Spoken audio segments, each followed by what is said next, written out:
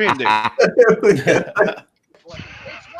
already. It's morning. Yes, and what a lovely morning. Good morning. Good morning. We've talked the whole night through. Good morning. Good morning to you. Good morning. Good morning. It's great to stay up late. Good morning. Good morning to you. Good morning, everyone, and welcome to yet again another episode of the Morning Roast. And I am, of course, your host, Mr. Keener Subway, and with me, as always, is Sim. Hello and welcome everybody. Good morning. Our fellow chat host, Mr. Solion, is with us today. I see him in there talking to Greg. And today we have with us special guests, returning guest, beloved friend of the channel, Mr. Anthony Figaro. Hey, good morning, everybody. And a new fella, Mr. Mark. Good morning, guys. Thanks for having me. Well, Mark, do you have a last name or? Yeah, Dijesu. I could put it in there, but everybody's gonna mispronounce it anyway. Dijesu. Dijesu. Oh, okay. I like to call him the one. Gisu, but you know, Yeah. Call him geese. Thanks, Anthony. it's very. It's an ethnic. It's a family name. It's comes out of Mexico. It's Just comes in. Now, where's your sombrero at? Right, you're supposed to be wearing a sombrero. Yeah, but I got to balance the soccer ball on it and everything. I just thought it'd be too much today. Gotcha. A little too much to open with. Gotcha. You can just say vete a la mierda, pendejo. Mr. Mark, Sim is trilingual. Yes, I am. now having you here with us, Mr. Mark, kind of messes up my whole plan.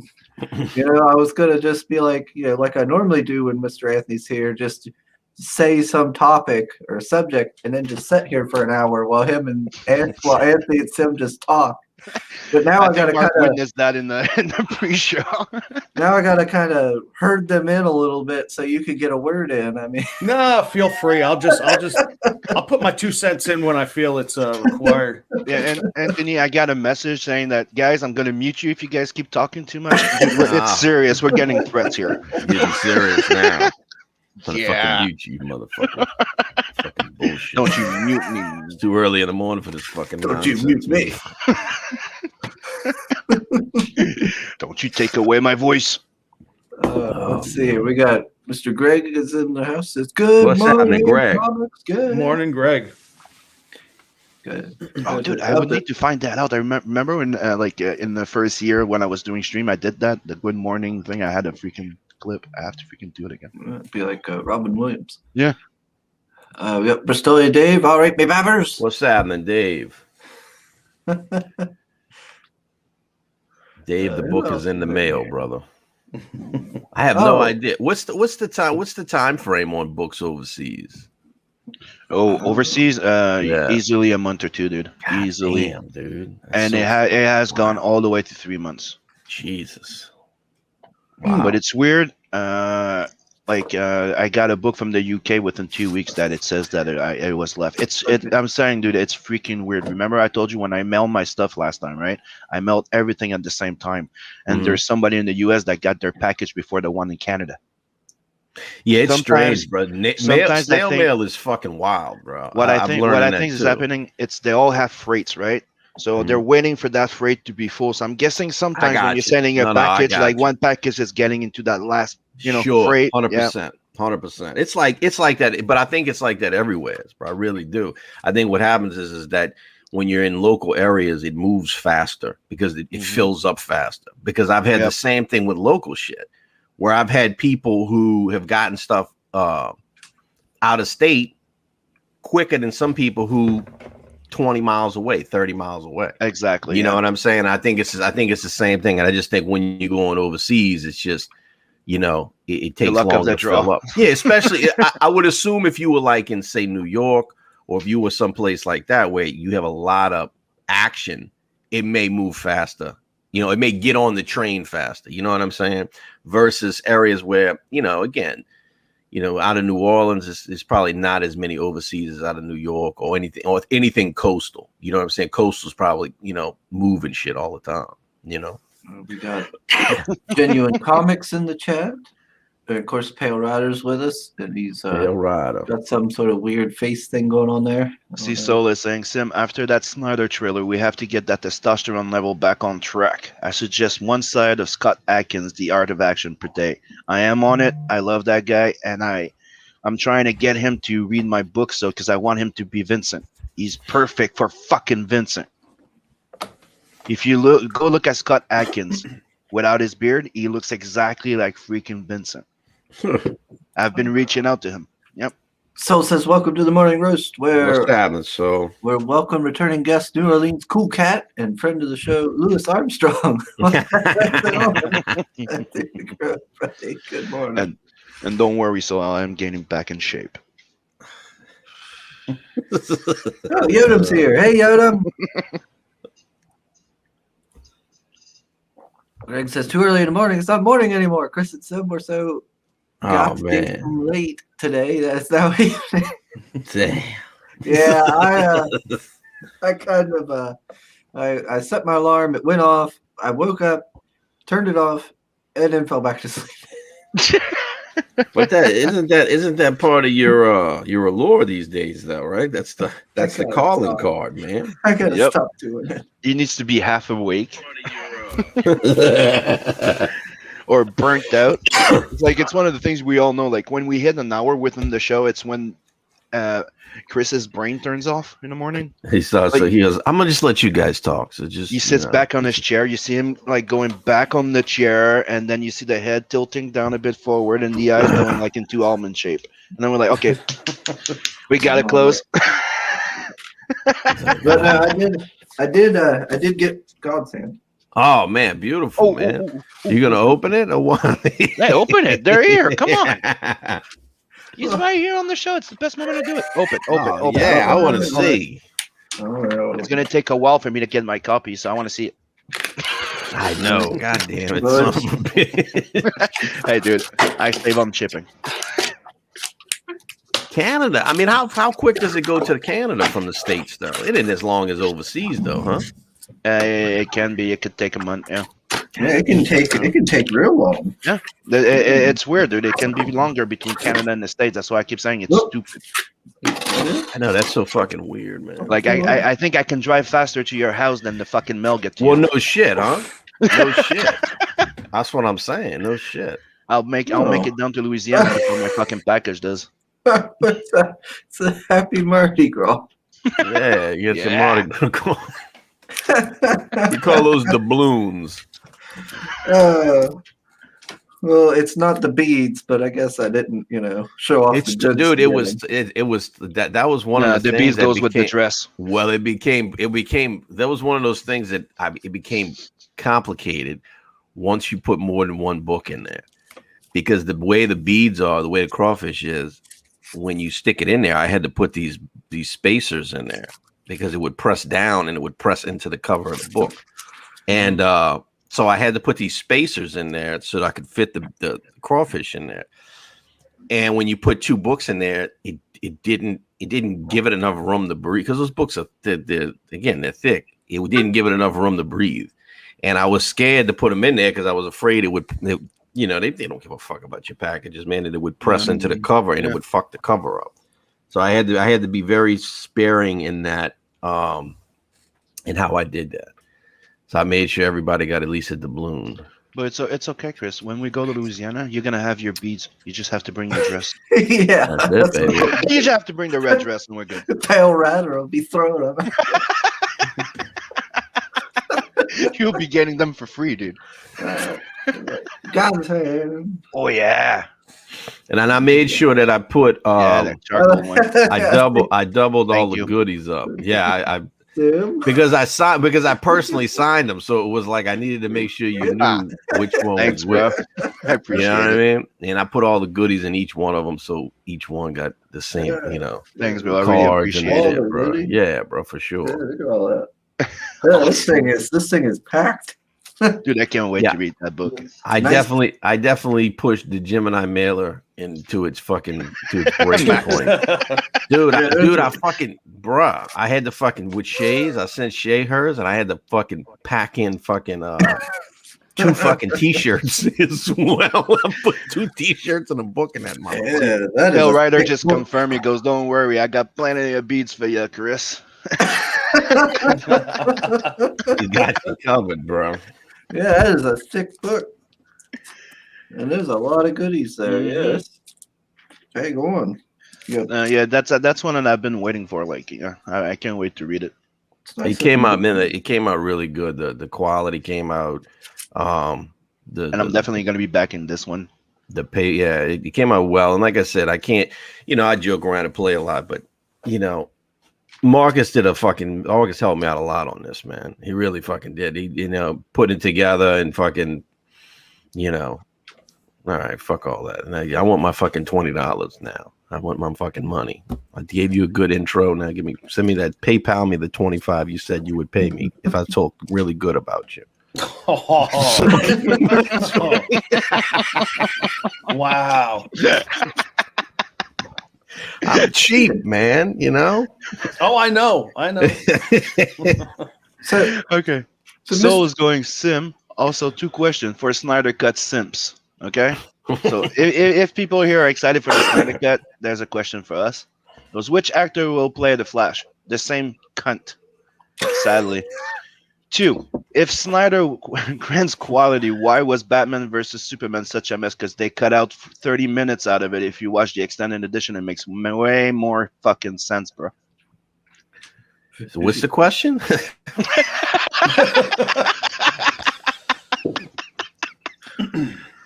I don't know. Soul's been wanting to get after Sim about the Snyder cut. Yeah, I know. for a He's been while going now. after it. I'm like, what the hell? It looks amazing. Like, dude, I'm excited to see it. I mean, I guess because what we got wasn't very exciting.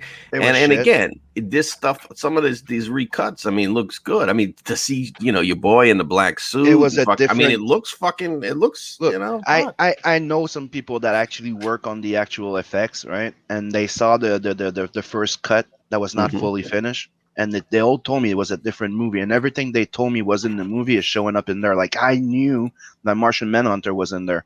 I was told that the Martha, remember when Lois Lane is talking with Martha, and Martha feels off? Like, she's nothing like the Martha that we saw before. No, 100%. Because it's Manhunter. It was supposed to. It's Manhunter. After he's done talking with Lois, he walks away and he turns into the black that's a big military guy. You That's find a out big that the military guy, the black military guy that doesn't trust Superman, that's him too. It's John Jones. Yeah, you would think you'd need a little. I thought the same thing. So I was like, God damn, but she's kind of like, man. But the best part out of the Snyder Cut trailer, that Scotsman hates the fuck out of the Snyder Cut. He's a big Superman fan, and he hates Scott Snyder's Superman. He hates Henry Cavill. He saw the trailer. He go, dude, that looks good. And I'm like, holy shit, there you go. That's something. Fuck. Yeah, personally, I'm not. Well, I guess I'm not. It shouldn't be really a surprise. I'm not super excited for it because I don't really watch movies. But I don't have a huge faith that this is going to be some like huge turnaround. That it's going to suddenly be an amazing movie. I don't know. I just want to be fucking entertained, man. I mean, that's Beacon says. I just want to be entertained, man. You know what I'm saying? Like, I'm not looking for my superhero movies to fucking to be the Godfather or anything like that. Just entertain me in a way that I don't pause in the middle of the movie and go, well, what the fuck was that? This is fucking, don't pull, don't break the fucking, don't break the fucking illusion, bro. Soul says, being that wet in your panties for mediocrity is so people are like Pistolia Dave shrugs could be good. Damn. Yeah, but you're talking about people that think that the best Superman is the old movies. Come on. Oh. Apparently, Mr. Greg lived in Nawlings a few times. Oh, Remember Kagan's back in the day? That was my hangout, he said. Kagan's? Where the fuck was Kagan's at? How old you are don't remember you? Kagan's? No, it depends on. It depends on. Come on. I was pretty fucking loaded a lot of Kagan. fucking times, bro. I was in blackout most of the time, so You know, it depends on how old you are. Let's see. He says I experienced early 9. In LA, the Crows, some of that.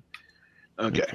Gundy, You have Beacon that says Batman should never be a comic relief character. That I totally fucking agree. He should never do Whedon-esque jokes. Exactly. He says the French Quarter is too clean these days. It's been a minute, man, since I've been down to the Quarter because you know, I don't fucking run like that no more. But yeah, people. What happened was people started. The locals migrated from the Quarter down to Frenchman. People got tired of. They got tired of the. Yeah, no, yeah, it pretty much.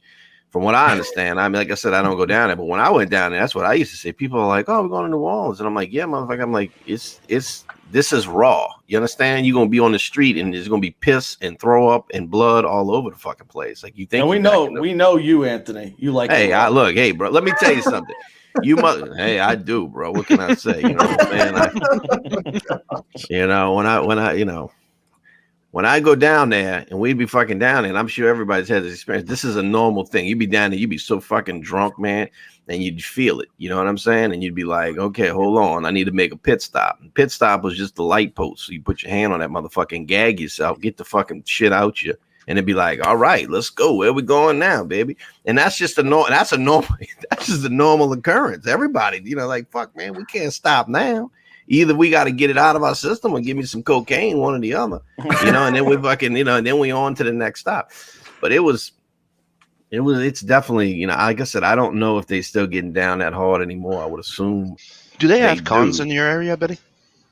Wizard World. Well, they were doing Wizard World for a minute, bro. Since 2011, Wizard World popped up over there. And then it became a regular, and then it became like because it was in January, so it was the first con of the year for Wizard. So it would be a big deal as far as that goes. Would be cool to set it up that when I travel to go there, we could do a con together. Because I am planning on going to visit you in Louisiana. I always wanted to visit. Yeah, it's fun because it's fucking. It's kind of like a fucking poor man's Vegas, bro. You know what I'm saying? Like you're gonna go there and it's like it ain't all the glitz. Right, yeah, it ain't all the glitz and the glamour and shit, bro, but it's got all the fucking sin. It's got all the fucking, you will definitely leave there feeling like, oh my God. What did I do? You know what I mean? What happens in Louisiana stays in Louisiana. I hope it stays in Louisiana, please. But it's crazy because it's such a and I don't always realize it because I live here, but it's such a different culture because again, what is normal to us is not normal for the rest of the United States, even Louisiana. So New Orleans is like its own little country. One of the things is like drinking. Like drinking is such a fucking part of the culture here that again, you can drink outside. So you can just go buy a drink and just be walking down the street and you can just be killing liquor all day long. Nobody, as long as it's not in a glass bottle. If it's not a glass, that's the caveat. It's in a glass bottle, no, fine, keep going. So you can do that. Then we have drive-through daiquiri shops where you can just drive through and be like, yeah, I'll take some daiquiris without, give me those. Oh, here you go, and just drive off. You got those. There's no such thing as a liquor store here. Not in New Orleans. There's no real liquor stores, right? So because they sell it everywhere, you go to Shell Station, you can go to the Circle K, you can go to the it doesn't matter. It's a 24/7 town. So you wake up at 3:00 in the morning and you're like, I need to go get some fucking Jack Daniels. You can go right into the Shell Station and go buy your little pint of Jack Daniels. So it's so fucking normal. The culture here, it's ingrained in it. Eating fucking water insects. Apparently that's not normal other places, but here we eat fucking crawfish and shrimp and shit like that. Hey man, it's a communal thing. We get around a fucking big old table, pour these fucking these water insects that fucking live in the mud on the table, and we just start fucking eating them and shit. Bro, people are like, what in the fuck is that? So Greg said Kagan's was on Decatur. Decatur. Okay. I don't know Kagan's, bro. I was down. I spent a lot of time on Bourbon. I spent a lot of time at Cat's Meow, Bourbon's Blues Company, Razoo's. You know, I spent a lot of time on bourbon. They had the yeah, I'm gonna tell you right now, you don't. It's a 24/7 gig, bro, and it'll wear your fucking ass out. It'll fuck you up. You good? Everybody like I hear motherfuckers be like, yeah, you know, I was Checkpoint Charlie's was good too. We used to go to fucking we used to go to the strip club, and then we'd leave there and we go to there was a little fucking joint. God damn, I'm forgetting the name of it. There used to be Gateway, and there was another little joint that the strippers would go to afterwards. And then when they closed that down at like 9 a.m., we'd run over to Checkpoint Charlie's. Checkpoint Charlie's would be opening up. And so you could just fucking run, bro. You could just run. As far as the cocaine would take you, you could just run as far as you could fucking go, man. And but it'll fucking burn your ass out, man. Oh, apparently, it'll fuck you up. Apparently Pale Rider's near, I'm guessing near New Orleans. He says, I'm away from the city now on the north. Oh, you're on the North Shore. You migrate. You left, huh? You migrated and went to the North Shore. That's where everybody goes when they get fed up with the fucking life. They're like, man, fuck this place, man. I'm going to the North Shore. There's some clean living over there, man. Let's say Chronicles for $5. Yeah, so it's actually been over 20 minutes. So why don't I start actually? There we go. Let's talk about some comic books, man. So, Mr. Mark. Yes, sir. Let's before you fall asleep in your chair, let's get you involved in this conversation. So no, I'm good. I'm used to him going on and on like this. So your Wolfpack Comics, and so we know that you've done work with the God's Hand here, obviously. Have you done work with any other comics and stuff? Just Justice City. We did that for Ape Entertainment back in the day, when they were still a thing. We did Ape Omnibus. That was the first time Justice City was actually published. And I think we weren't too happy with the product. We don't talk about that. The book that shall not be named. So we just decided to do it ourselves. So the plan was to put out like a 2-issue series, and then Katrina hit Louisiana, and that went down the drain. So here we are, 2021. That fucking New Orleans will do it every fucking time. No, seriously. Okay, and now that you have done God's Hand and it's reached everybody, you're now getting ready to do. No, I've done God's Hand. This Justice City Chronicles. Done God's Hand. I think that's called Only God Can See You.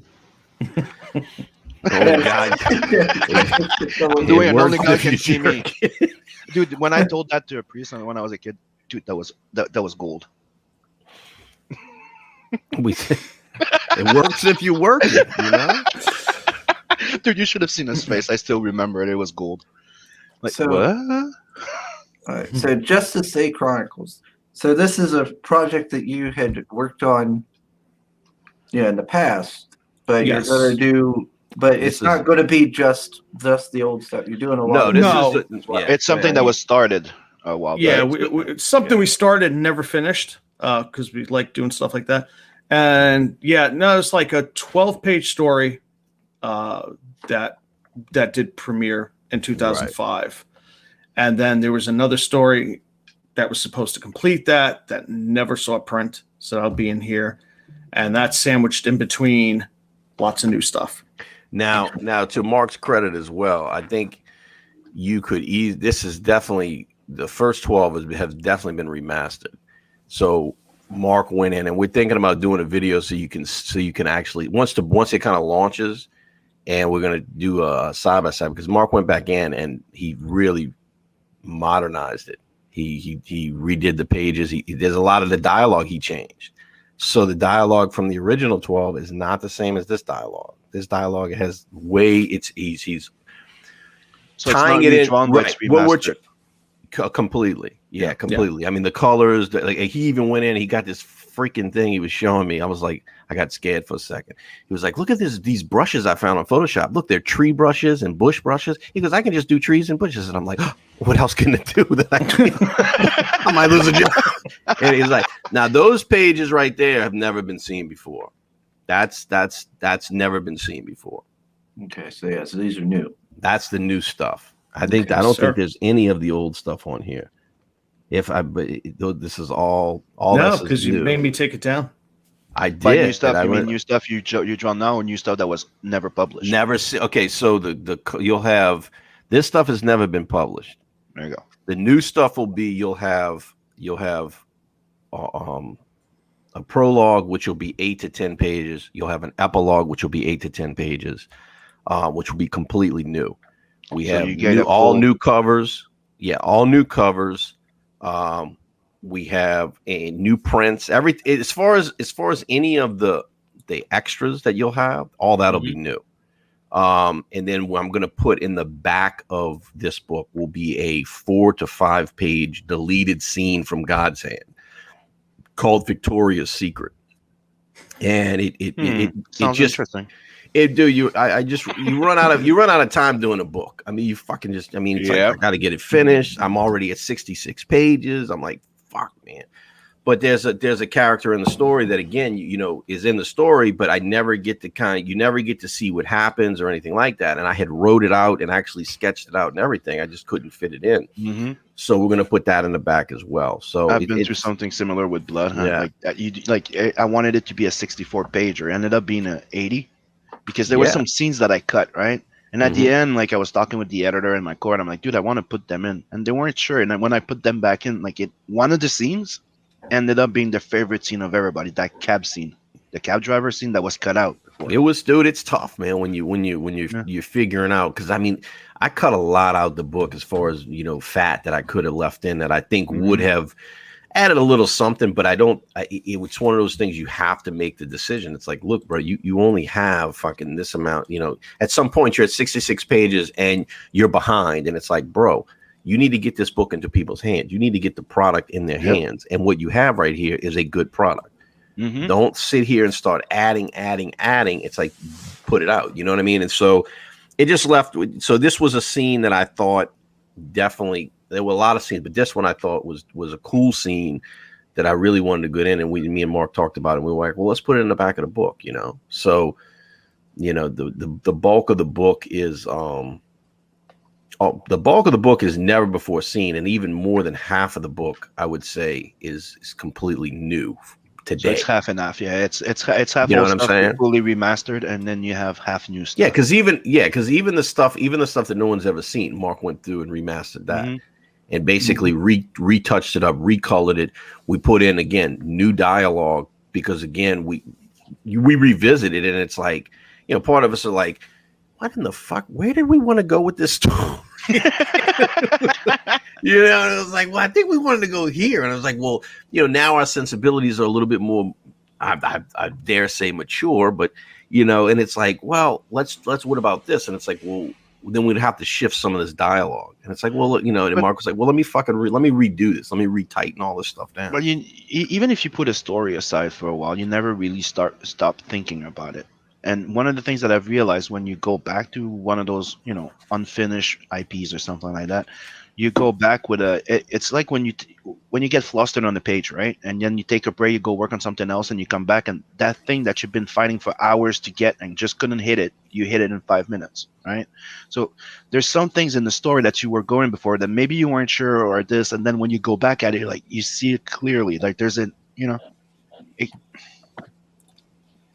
sometimes it gains from having rested a long time there and you going back to it. I agree. Yeah. No, your sensibilities change. You look at things differently. Yeah, definitely coming back to this, maybe 6 months ago, I started playing with it again. And yeah, it was just like, okay. I reread the stuff that I had and I was like, all right, this isn't bad, but I would definitely go in a different direction. Then you see an opening, yeah. Yeah, we started kicking it back and forth. Like, where were we going with this? So I think where I'm deciding to go with it is pretty close to that. But yeah, there were some adjustments that had to be made. Yeah, folks are liking what they're seeing here. Genuine Comics says gorgeous work. Dave says, "Damn, this looks sick." Greg's saying looks cool AF. Genuine Comics also says the style has a 90s Joe Madureira. Yeah, definitely. Okay. Madureira. Joe Mad. Just say Joe Mad. Just say Joe Mad, brother. Okay. And cruise vibe. Okay. I'll take that. I was definitely shooting for that. Back in the day. And you also have Soul that was giving my me shit jam. to stop talking about Bloodhunt. Never. That's the quote of the year. No, In the story. that's the quote of 2021. There's a character in the story that's in the story. You understand? What else? Let's see here. Stop talking about Bloodhound Sims. This is your episode. Michael says, Mr. Beacon says, yeah, when you come back to something after months and start playing with it again, I call that creative blue balls. Hey Lola, What's up? Says, got my card. Yeah. Long time no see. I hope it got there okay. I tried to make sure it was got proper cardboard in there and a padded envelope and such. I need to respond to you back to the email. I haven't done that yet. I'm so bad with emails. Yeah. And I need to get you that sketch card too. At Potato Head. Oh yeah, Sim, you gotta get on that. But anyhow, so we've shown off a little bit of the art. What is the story about? Wait, did you play the video? This is the first time I'm getting to see this. I showed one before and Okay. I got roasted for it. I'm gonna roasted. I was on John Malin's show and we played the first trailer, which was just a teaser of a teaser trailer. Yeah, it was the teaser for the trailer. Yeah. Teaser for the teaser. I got roasted for it. Okay, let me full screen this. There we go.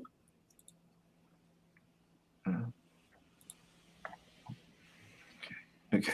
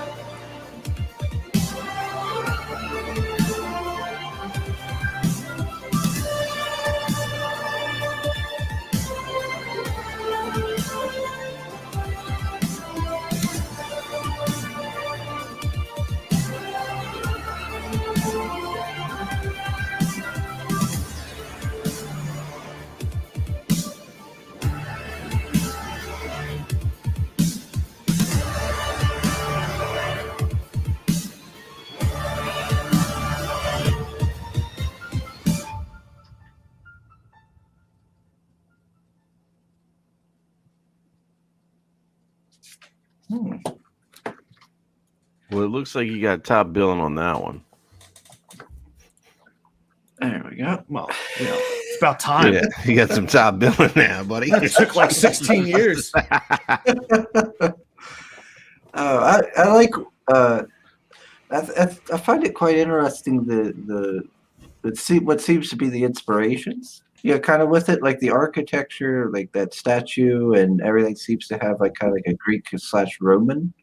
Well, we had. Let's see. Is that the fixed ones, or is that okay? So that originally had, and we changed it because it didn't fit on there. But originally that had a placard on it. It definitely has a Roman Greek feel to it. It's definitely part of the. What I was telling somebody the other day. It's like if you mixed in, Rome, Dune, and He-Man, you would get like a vibe from this. And then we mixed in we sprinkled in some G.I. Joe, some Thundercats, and just a little pinch of Star Wars. Yeah, it's interesting because it looks like it's taken various inspirations, like the Roman and Greek, and then some of the clothes look kind of Asian. It's yeah, I like seeing that. But let's see. Soul says Anthony's style is very recognizable. Genuine Comics wants to know what's the story / concept. And Greg also says elevator pitch. Elevator pitch. Yeah, Man. so they're calling for story and elevator pitches. They demand it. They demand it. They want to know what in the fuck is this story actually about. It's about a guy. It's about a man with a sword. It's about Who's a up? character and a story. That's in the story. That's in the place called story. Justice City. All right, so one of you tell me the story. Who's pitching? The writer. I'm Okay, so the writer is pitching it up to you, Anthony. Is what? Wait, I missed that one. He was pitching it up to you. See, he's doing his pitch. Oh! I didn't see. I couldn't see. I thought he was getting his sombrero ready. Next time. Basically, okay. So the setup for all of this is that out of the ashes of the Great War, right, there's this Great War that happens, and from these ashes rises the realm of Vittoria. In the center of Vittoria is Justice City, right? So, being that they have won the war, they are now the keepers of the peace, right? And so, from this rises the Praetorian Academy, right? And from this Praetorian Academy, they produce essentially the protectors of the peace, and these are the most elite warriors in the realm. And the story is about Nero, who essentially is the main character in the story, and this sets up his trial. He's going to go through the trials of the Praetorian Gauntlet, essentially, and that's what the story is setting up. Nero goes in, and he basically has to go through this trial to become one of these elite warriors. Now, what you find out in the story is that Nero's father started the academy, and his older brother took on the mantle that his father had. And there's a lot of the story begins to start setting up what does it mean to be family? What does it mean to legacy? What does it mean to be a hero? Because what the story sets up is this idea that everything is good right now and everyone is content with it being that way. And no one wants to admit that there are problems. And then Nero gets thrust into this, he basically goes through his trials, and at the, when he gets to the end of it, he has to face off against his older brother.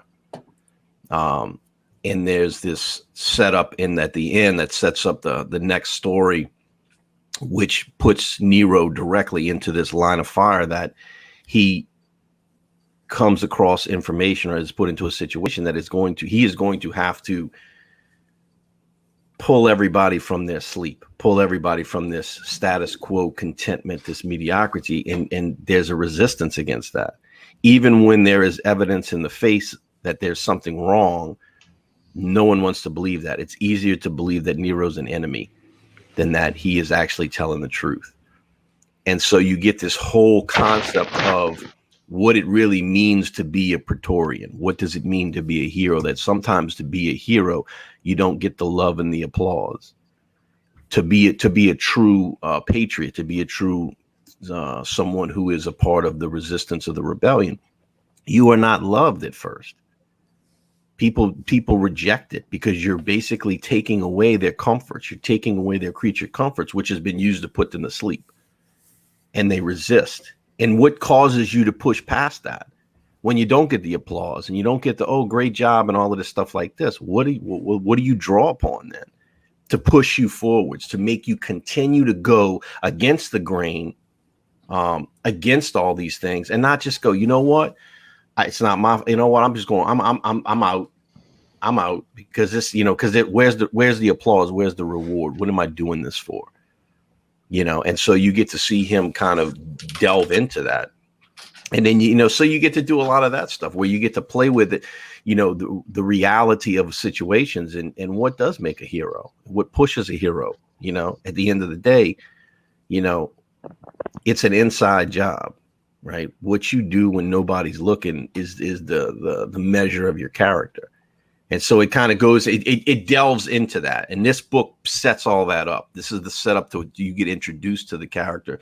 You get introduced to the city. You kind of get introduced to the lay of the land. I think me and Sim were talking about that before. You're reintroducing all this stuff so you can catch the readers up to the point to where we can go right into it. Like, you know, boom, it's but you know, the end of the book leads us into the next adventure.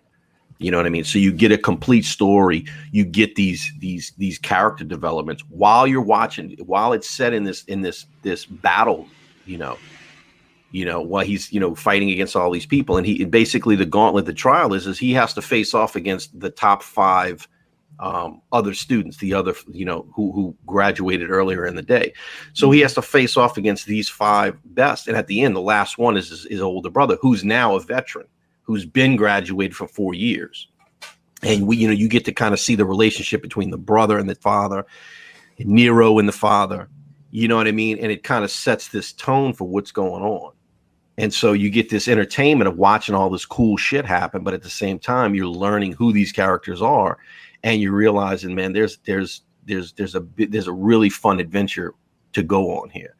Like, I want to go on this adventure. I want to know more. I want to read more about this because this shit sounds fucking cool, man. You know? Oh. It's a little longer than an elevator pitch. My bad. I told Sim, I get excited about, I really fucking had fun doing this back in the day. And I get excited about this shit, man. Like, I really fucking do. It's really fun. There's certain IPs, there's certain books that we kind of have a, you know, bigger attachment. Like, it's really fun. Like, I really love working on certain books, but there's something about working on that even my friends and people that look at it goes, there's something different from when we look at it. It shows that you're having fun. I'm like, yeah. There's certain things that just happens. Yeah. I don't think anyone was expecting Mr. Anthony to restrain himself to just an elevator pitch. Oh. Mr. Lola said that her card came in perfect. Thank you.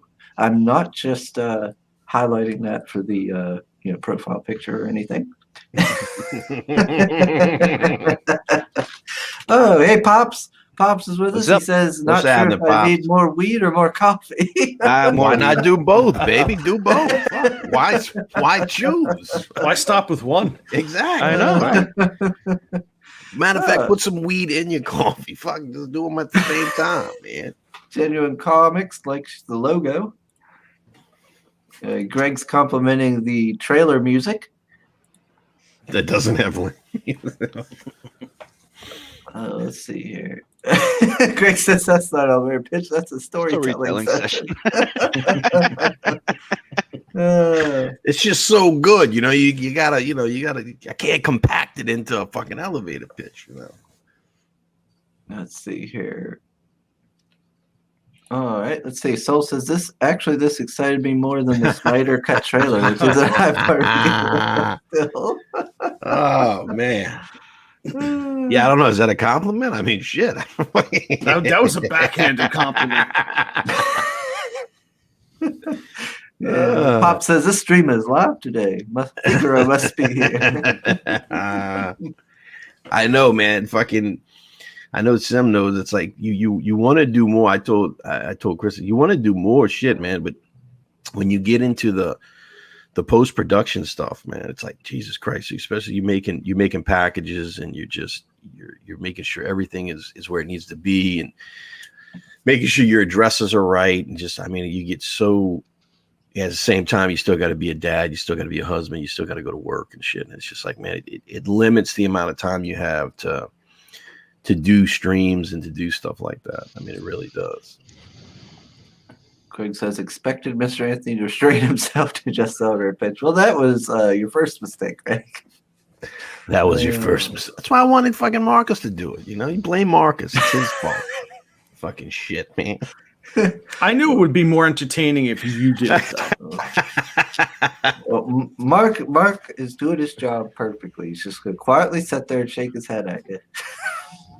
Like, good job. Yes. And I occasional wag approve. of finger. I approve.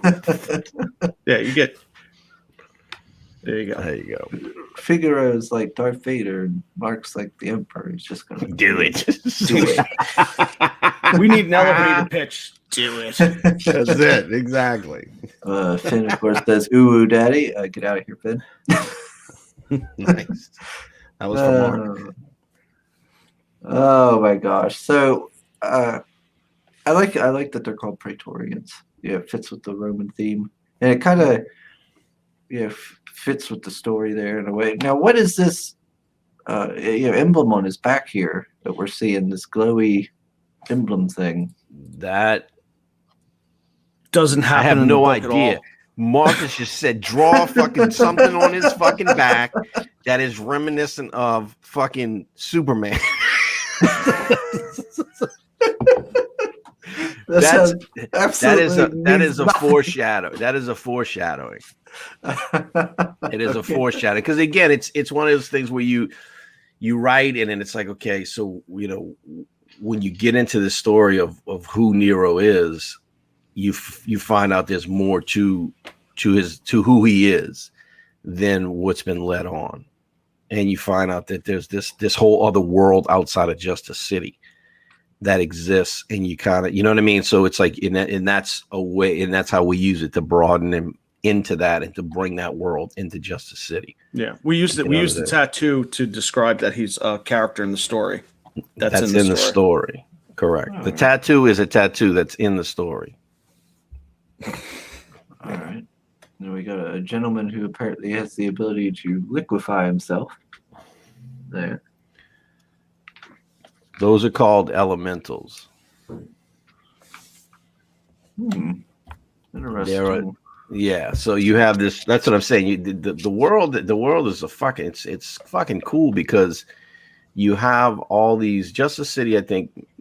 I know for myself when Mark brought me in, he was real cool, man, and he really fucking opened up and was like, hey man, what are your ideas? And we started fucking talking, and I'm sure Sims had this experience before where it was like he would start explaining shit to me and he'd be like, yeah, well, we want him to look the clothes to be kind of like, and he's talking, I'm like on Demolition Man. He's like, exactly, that's exactly what I'm talking about, you know. And then you know what I mean? And so it was like we started fucking, like I understood where he wanted to go and what his vision was so well that it was like, well, what about this and this? And he's like, I like that, put that in it. And so then it became this thing where it was like I had a lot of fun with it because we built this world that basically had all these elements that we really fucking liked, and we put them all in the fucking story and made it to where it all like nothing seems shoehorned in. It's all smooth. You know what I mean? And I love that about it, that it, you know, when you go through this and you see these things and we show you how it exists, it's smooth as fuck. And you're like, wow, all this stuff is in here and it's all fits right together. You know, and that's definitely one of the things that excited me about the project, and why both of us were like, let's fucking bring this back, man. This is we really enjoyed creating this world. Yeah, like I said, it does seem to be pulling, like I said earlier, about the different elements it seems to be pulling in, because now you've got elementals coming in and everything. That's always fun to see. Okay, so yeah. Dude, you have Greg going all out right now, trying to be all alpha. Like, dude, come out of the fucking closet already and stop fantasizing about me. Well, I'm at it. I heard through the grapevine that Vincent wears vampire clothes before he's a vampire. Is this true, Sam? Why are you gay? Oh my!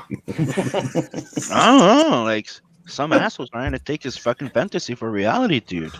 You know, if you want, I'll send you a picture of me. You can masturbate and fap all you want, but you know, keep it under control. What are you kidding? Wow. Tell us how you really feel about the situation. Like somebody's overcompensating somewhere, right? Man, So who is this character? As seen on Twitter. this you want to take As this, seen on Mark? Twitter. That is the original Praetorian. He's the first of the line, and he's main character in one of the stories. But yeah, that's him We doing redid war. right. We redid. That was one of the redos we did, and I'm thinking about doing a composite card. One of the redos we redid. Yeah, it was an image that was in the book that was redrawn. But me and Mark are thinking about doing a composite. Actually, I'm just telling him about this right now for the first time. We're thinking about doing a composite where we do we make a composite card that is both images put together. If you look, I don't even know if you can find those anymore. If you look up Justice City Chronicles Volume 1, you may find the original cover that is of that character. It's a little different because the character was initially, when we did this, the character was called Agent America. And the story was this concept, this character. We liked the idea of Captain America. We liked that, but we wanted to split Steve Rogers and Captain America. And what would you do if you just had the mantle? And it was the mantle that was the symbol, not in a, kind of like the whole fucking, if you look at Nolan's Batman, it's like anyone can kind of be, it's a symbol, right? But they did that with U.S. Agent back in the day, if you remember. Steve Rogers. Yeah, but it was like, and there was another guy that was Captain America. But then he became right. The problem is by that time, Captain America and Steve Rogers is so married together that you can never separate them. That's the problem with it. You can never separate Captain. If you say Captain America, everybody's like, oh yeah, Steve Rogers. It can never be done. So in this, what we did was we touched on who this character was, why they were important, but they died, and then Nero's father picked up the mantle, and then he became the first real Praetorian, because the first guys are part of the Praetorians, which was an elite group that was put together. When he dies in this final battle, the daddy takes over and he becomes the guy. And then from that, he starts the Praetorian Academy. And then Praetorians is a title, but then you have the main Praetorian, the Praetorian, right? Which you find out that the older brother is in line to get the fucking title. And then there's this whole family dynamics and shit behind it of, again, what is legacy? What does it mean to be legacy? What does it mean to be a good son, to be a good father, to be a good brother? What do these concepts mean? Yeah, we're delving into some themes here. So what are these Roman-looking robots?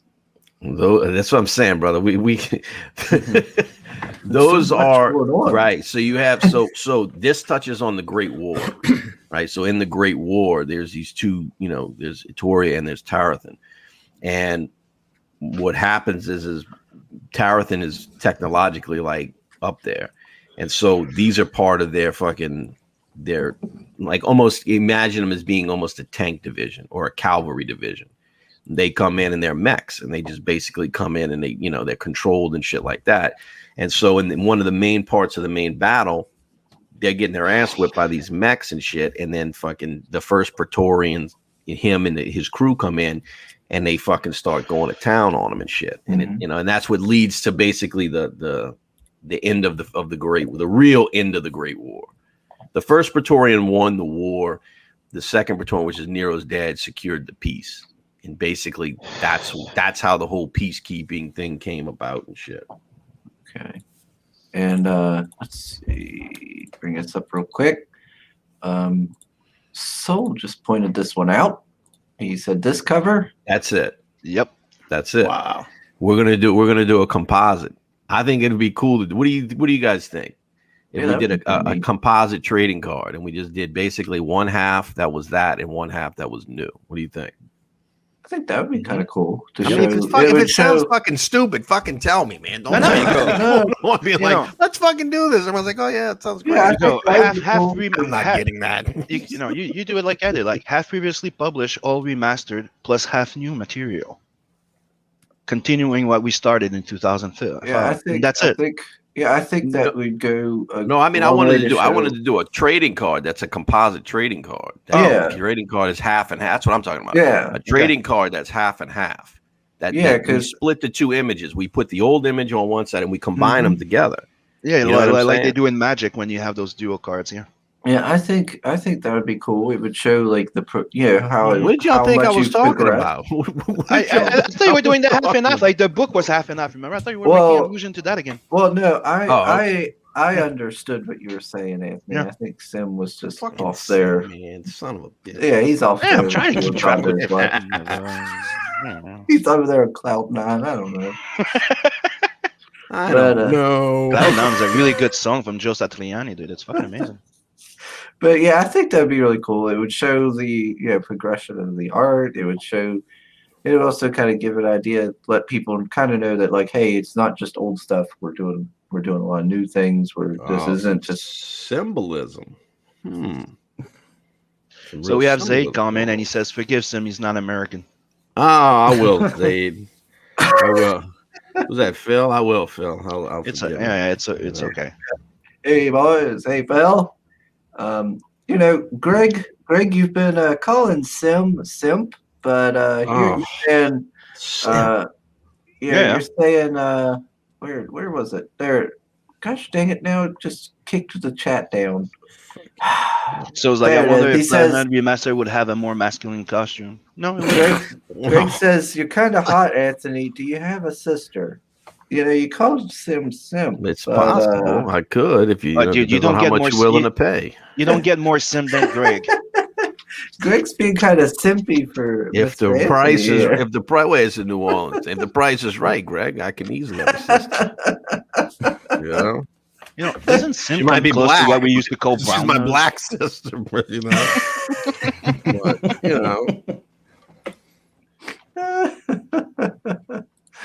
Oh lordy. Let's see here.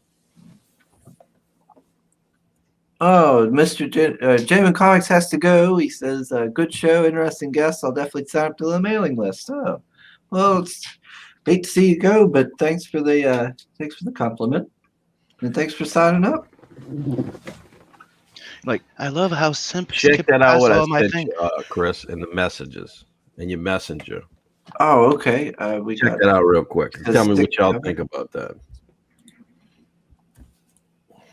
All right. Let me share it. Let's see. It's the first time Marcus has seen it. Yeah, as usual. Well, it was Thanks, buddy. I'm telling you, I just put it together. That's it right there. I The hell just is put that? this together. It's a composite, man. Yeah.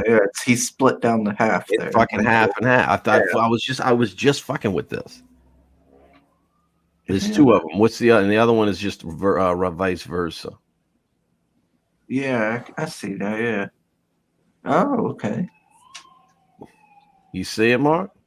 It's Yeah. just vice. It's just I just pieced it together like that. Now again, if you colored it, you know what I'm saying, and put the two together. I don't know. It'd be one of those things we could do like Sim, you ever do polls on Twitter?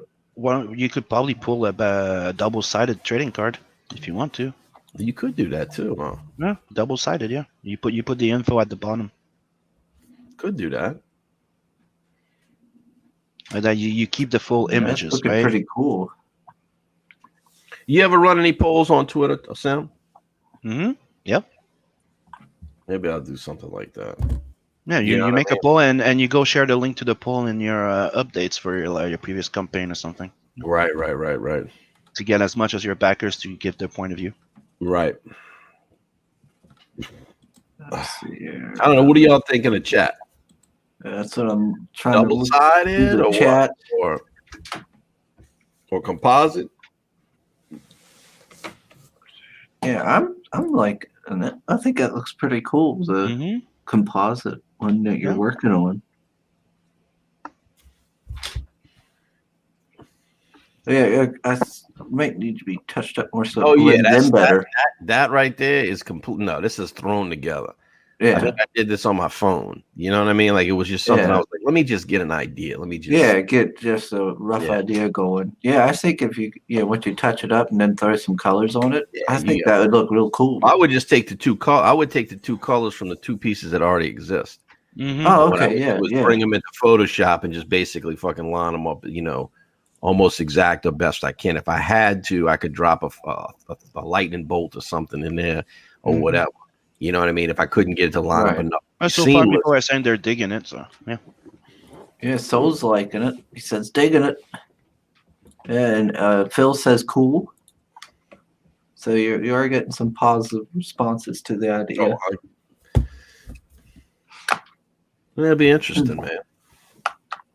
That's the fun. That's the stuff I find interesting. It's just because sometimes it's weird, man. You have an idea on something and you're like, oh, this looks good. And then there's other times you have an idea and you're like, yeah, I don't like this. And then some people are like, no, that looks great. And you're like, what? And then all of a sudden, like 3 or 4 people, oh no, it looks really good. And you're just like, I don't know. I just, I sometimes you have ideas and stuff. And again, you can be set, your eyes can be set in a certain direction and you can miss opportunity.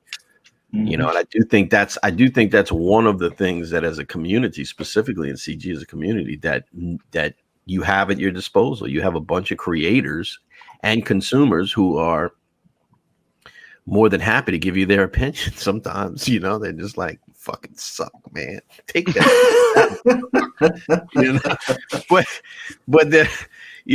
But I find to be a lot, you get honest feedback. And if you're trying to create a product, if you're trying to be, to use EVS, the best hot dog salesman, if that's the deal, you're trying to sell to your customers and you want to give them what they want. It's a great barometer. Go to them and utilize that tool and find out what they want, and then just put your spin on it and you know what I'm saying, and then package it up. Oh, hey, By we the got way, yeah. Dojo Kun Comics has joined us. He says looks good to me. Awesome. We also have Russ that joined us. Oh, hey, Cool, we Russ. got Russ. My boy Russ. I gotta get Russ back on here. We haven't had him on in a while. What do you think of this, Russ? Do you like this idea? He says nice work. Is that Anthony's? Yes. It's actually a composite. Mm-hmm. It's pretty neat. It's what is it, 15 year? It's a 15-year transition. You're looking at 05 and 2020, 2021. I think this would be a great idea as a trading card, personally. I think that would, since it does fit, it fits the whole idea too. Like since this was a older project, but it's also got new stuff in it. I think it kind of. Well, we have. Let's see. We have I know we'll have some for the perks, and then we have some for the stretch goals. But I think we wound up having 7 or 8 trading cards, all new trading cards. Is that right, Mark? 6 plus the sign up one. So Gotcha. 7 total. Okay, and this would make 8 then, if we did this one. So we got some really cool cards that they're actually being colored right now, that I think could be fucking really cool. Okay. Let me see. Where am I?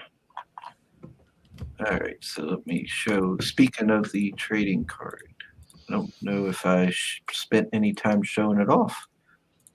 This one right here. That's it. That would be the one.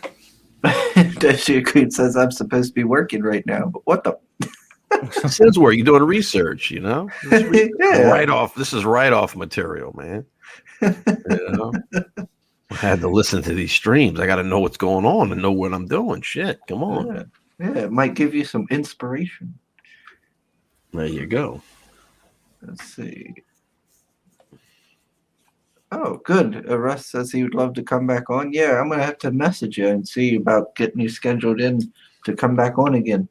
See what's new in your world. He says lovely work. Thank you, Russ. Me and Russ traded books We'll be waiting. We'll be waiting months before we get each other. Yeah, I think I'm going to end up caving and backing Russ's work again, so I can get my book Man, it's I want to see it, man. I really sooner. do. Because Sim currently has mine, Ah, and I don't want to have to wait to get it. So I think I'm going to end up backing it. I don't Oh, blame you, motherfucker. Tim. Don't blame you. It's okay. I'm gonna give it to somebody else then. Oh, that's yeah. I'm sorry, Doja-kun. I forget you also have a day job. He is a fraud examiner and anti-money laundering specialist. That's right. Yes, Wow. that's right. Yes, because he called in. Right, we would have been enemies at one time. Yes, Doja-kun was the gentleman that called on Kickstarter regarding Vinny's that fake campaign that was I on heard about that. Kickstarter. That was Yeah. fucking crazy, man. Oh. Marcus, did you hear about that? Yeah, so we have somebody posted put up another campaign posing as Vinny's. They fucking aped this campaign. yeah, bro. they completely like copied and pasted it right over to Kickstarter. That's so fucking crazy to me, bro. Like that's fucking wild, man.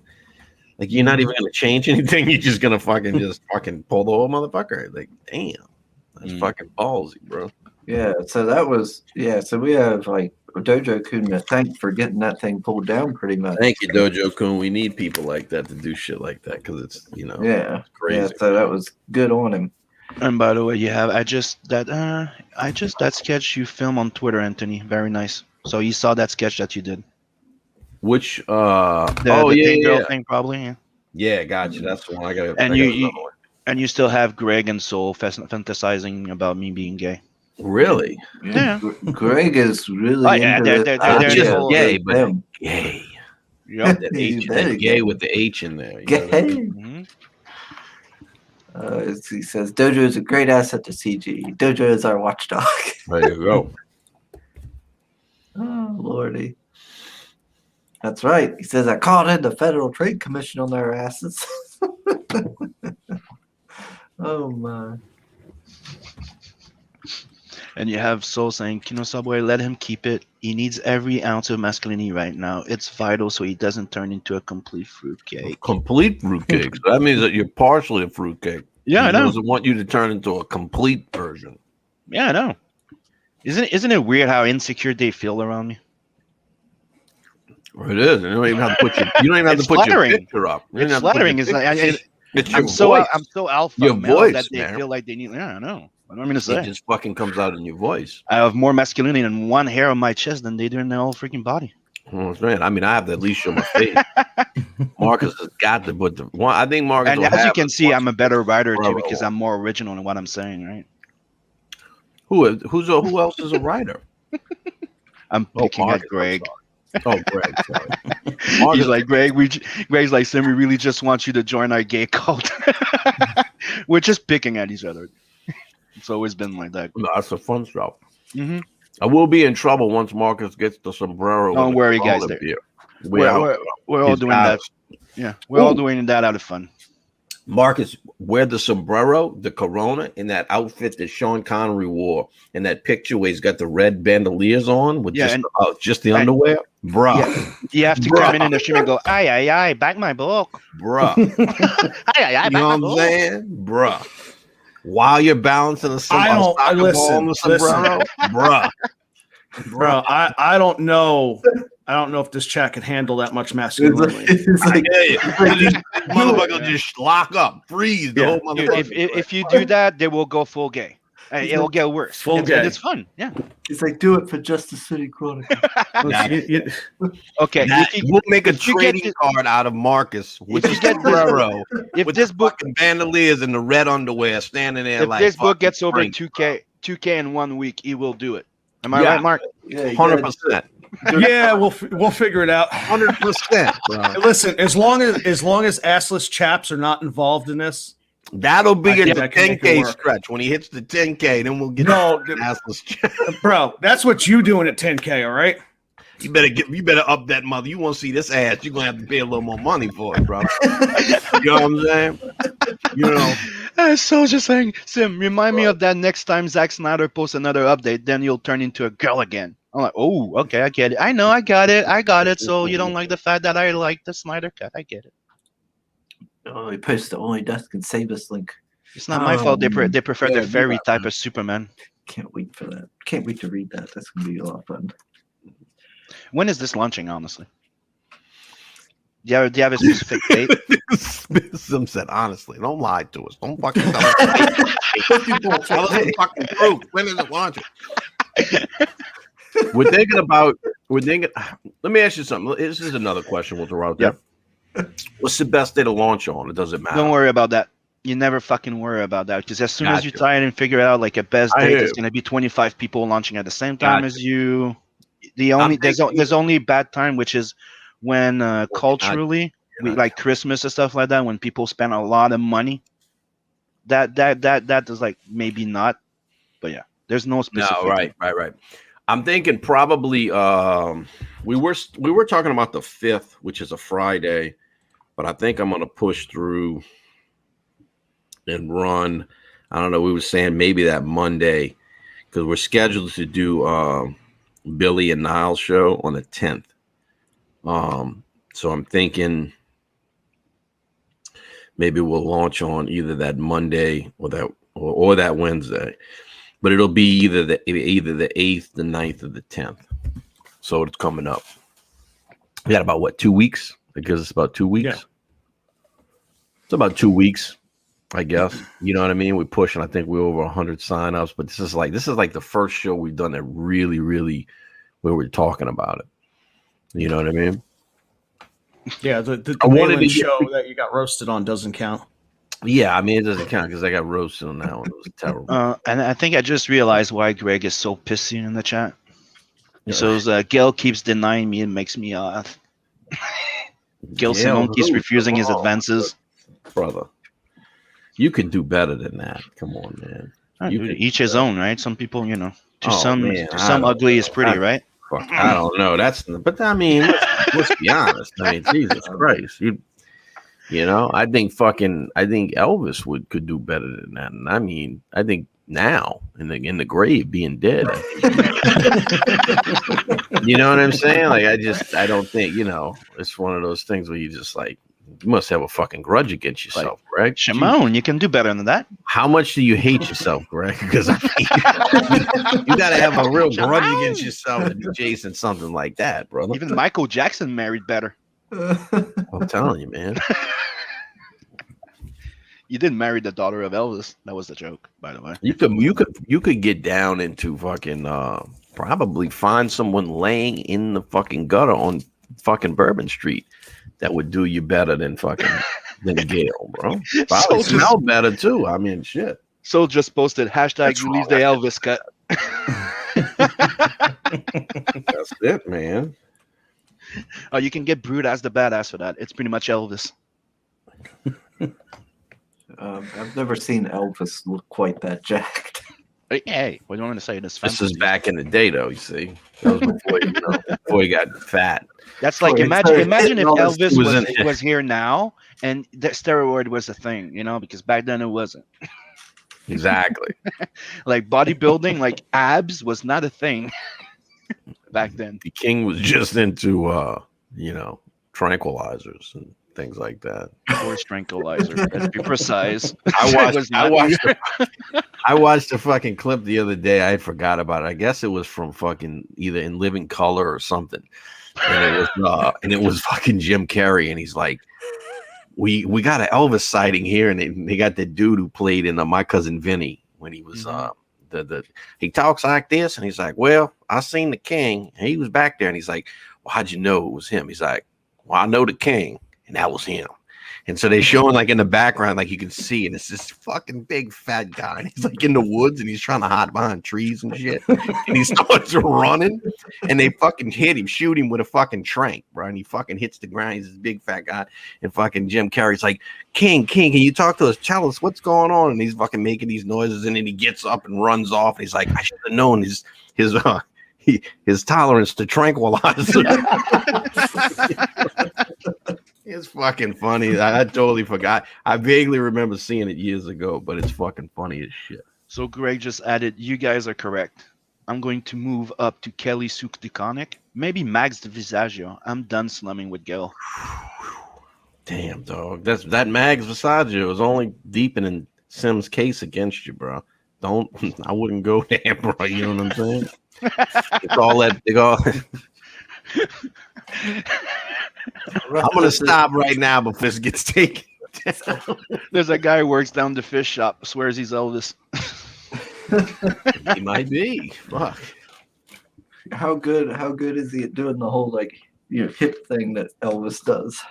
Do you guys remember? Did any of you guys saw the movie Boba Hotep? Oh man, when you have the black guy believing that he's Lincoln. Parts of it. I see parts of it. Well, fuck, that was fuck, man. What was the movie? Oh, 3,000 Miles to Graceland. You ever seen that one? Yeah, I did. Where the black dudes, he's like, well, they were offering money, saying if someone was the heir to the king to come forward, he goes, so naturally I stepped up. And it's a black guy, you know what I mean? And it was that's a good fucking movie, bro. It reminds me of that. But I seen parts of that movie, man. That Bubba Hotep thing. Oh, dude. Greg, please let go of the truck because you know that ain't happening. I'm like Maybe 5 times your goddamn size, dude. I'm bored. Maybe I'll go win an arm, dude. My arm is the size of your head. So Greg wants to hold hands with Sim now. That's good. Oh, Lordy. So yeah, go sub to that mailing list. Justice City Chronicles. I don't mean, I want to get you that so you can get the card and shit, man. I think it's gonna be a lot of fun, bro. Like I said, you said there was like a quite a few different trading cards. Are these going to be stretch goals or? I think some of them are going to be part of the perks. Okay. We're going to have some that'll be part of the stretch goals, and then part of that'll end up being. I think it's going to be like a 4-card set that's part of the perks with 2 that are unlockable as stretch goals. Right. It's all timed out, Greg. Yes, because of the stupid shit he was saying about Kelly. Message deleted. What messages got deleted? He goes, Greg, disgusting. Watch your mouth. And you're thinking about typing. If you don't like my politics, then don't buy Gundam. I will fucking time you out. Damn. He deleted all of his messages.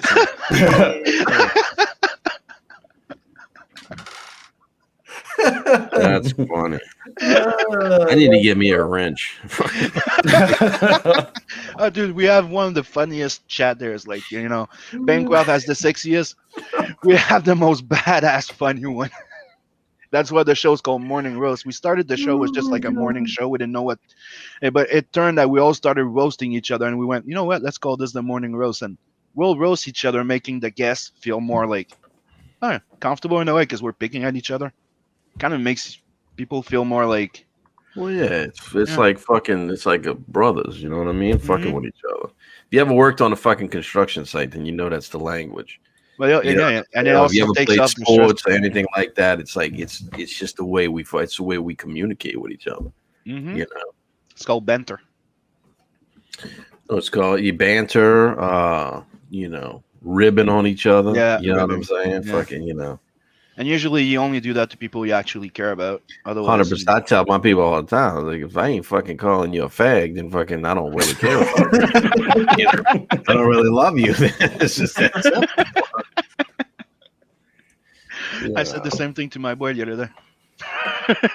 Yeah, I think that's what SJWs don't get. It's like, no, that's the fag is the language of love. It's term of endearment. Yeah, exactly. It's not a slur, fucker. What are you talking about, man? I don't think Logan's gonna end up hating us one of these days. So Nah, he loves it, dude. Pop into his chat, give him hell all the time as he streams. My boy Logan likes to do a game streaming, right? Mm-hmm. And me and Chris, we like to go troll his chat, calling him out when he's not aiming, you know. And dude, we can be bad, but he likes it. Like like the other day, he's like, "Dad, yeah, are you watching my stream?" No, because Chris is there and he's blasting me. I'm like, okay. So I joined in. He's like, oh fuck, what did I do? Yeah, I was, Exactly. I was sitting there at work and I have like the notifications on, so it popped up and I was like, oh, let me see I'm like- that. I I'm want to like, watch him play. And then I was I'm like, where's Sim at? And I didn't have the live chat on. So like late a little bit after a little bit, I went to live chat and there he was. I was like, there he is. He joined up. I'm like, yo, where boy, that you're supposed to shoot them more bullets than they shoot you. You're not supposed to shoot the floor, right? And I'm like, yeah. And I'm like, I believe in you, son. You can do this. And I put sharpening sword.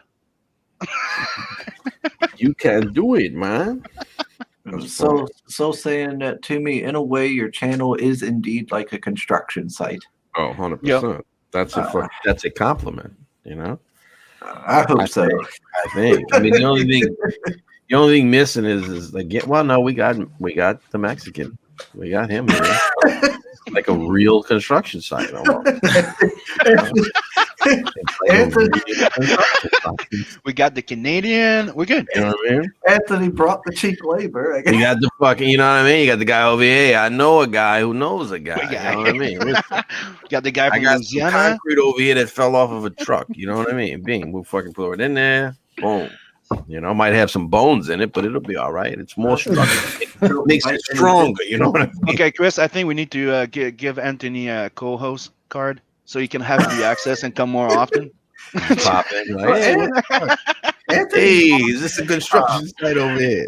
Hey, guy, I know somebody that can help you with this shit.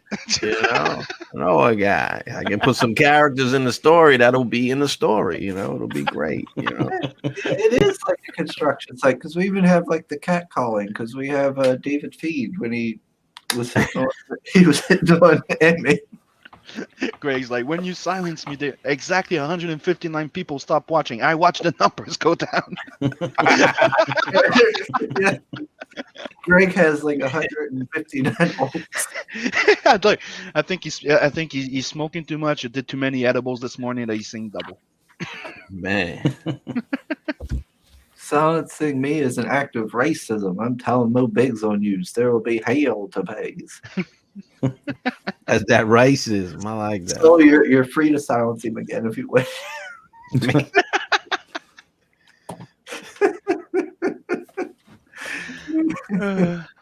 Oh Lord. Oh, So what's going to be the starting point of that book for pricing wise to get just the book? Just the book. I'm thinking 20 because again, the book is going to wind up being in between. It's probably going to top out in between 70 to 80 pages. So with all the content that's in it, plus the extras that we're going to put in, it'll be a 70 to 80 page book, square bound. You know what I mean? Just like it'll be the same format as God's Hand, basically. So you could do easily between 20 and 25. Yeah, Yeah, easy. I mean, easy. You know what I'm saying? yeah, because people are paying 25 for 48 pages. Well, that's what I'm saying. I hear you. I mean, me and Marcus made a decision. I think God's Hand changed how we looked at things. It made a decision that we probably will not do any books that have less than 60 pages, and that's going to try to put 60 pages of actual story in the book. Yeah. You know what I'm saying? The European model is the same thing I'm doing. Like I don't want to go less than 60. Yeah, you know what I'm saying? And in that way, you know, it's like, because you do, you know, you feel like, okay, I get it, man. Like, because I'm a consumer too, you know. I've backed many CG projects, and it's just like, yeah, 25. I mean, you're laying down some money. You know what I'm saying? And I get it. I understand the whole thing, but how that has shaped me as a creator is, I want to put a little more in there. You know what I'm saying? Let me put a little more in there because, and again, it's not overly complicated to do it. But I basically want when people buy from me, from Wolfpack, that when they get their book, they hold it and there's never ever a question in their mind of how much they spent on it. That when they get it, it's just like, wow, this is awesome, and that's it. They never even think about it again. So the next time it comes up, it's just it's on automatic pilot. I'm definitely getting another one of those. And there's never a thought of, wow, it's a lot. You know what I mean? And it's, I want it to be that ingrained. I want it to be that muscle memory. That it's such a pleasurable experience to get this book and all the things that come with it. That it's so easy to spend 25 that you don't even think about it. It's not even a thought. It doesn't even come up. Could be wrong. I think we should do a new shirt for the campaign. Yeah. Oh, so you don't want to sell the God's Hand shirts? No, The new shirt. Is this going to be you? Listen, and the I'm actually- This is not the God's hand, dude. Yeah, I mean, but come on, man. It could be in the same universe. I was thinking this is good marketing strategy. Black shirt, and it's just a quote. There's a character in the story. That's in the story. Anthony Figaro. I think that would be perfect only if it was round and in the center was you with the sombrero with the bandoliers on. Boom. You know what I mean? This is a character. Be like, That's a character in the story. Like and Soul we'll saying even right work there. you into the story, bro. I know the artist. I can get you in the book, bro. Like Soul saying right Get there. your Anthony Mexican Figaro's mark. new hit single. Okay, Right. so Anthony's just new so- hit single. Let me. Mexican Praetorian, bro. Got you, dog. I got you, man. get I'm your not really He'll be comfortable like with that. Well, look, we'll call him El Praetoriano, and he'll be like a knockoff Praetorian. You know what I'm saying? Like, could have been a Can- Praetorian. Wow. Can I just be like the groundskeeper or something? Whoa. Ooh, That's Oh, more in come my on. wheelhouse. we You're could not do a machete version in the Praetorian, bro. You know what I'm saying? Like, Machete. you know what I'm saying? You Machete. really are. You know what I'm saying? Could And have it's- been a Praetorian. Yeah, and you say Marchete. there Marchete. it is, bro. Boom. No, Boom. Mark That's your Anthony. T-shirt right there, bro. Boom. But here, Soul saying Done. Anthony Figaro's new single hit. Let me put a little more in. On iTunes and Spotify now. I like that. Maybe a little, maybe a lot. My little may be Just your let me- lot. Who knows? Just let me you put a know? little bit more in right now. Just the tip. Well, Anthony, that's more than the tip. That's what she said. Well, I'd be like, that's bigger tips than you. Some tips are bigger than others. That's all I got to say.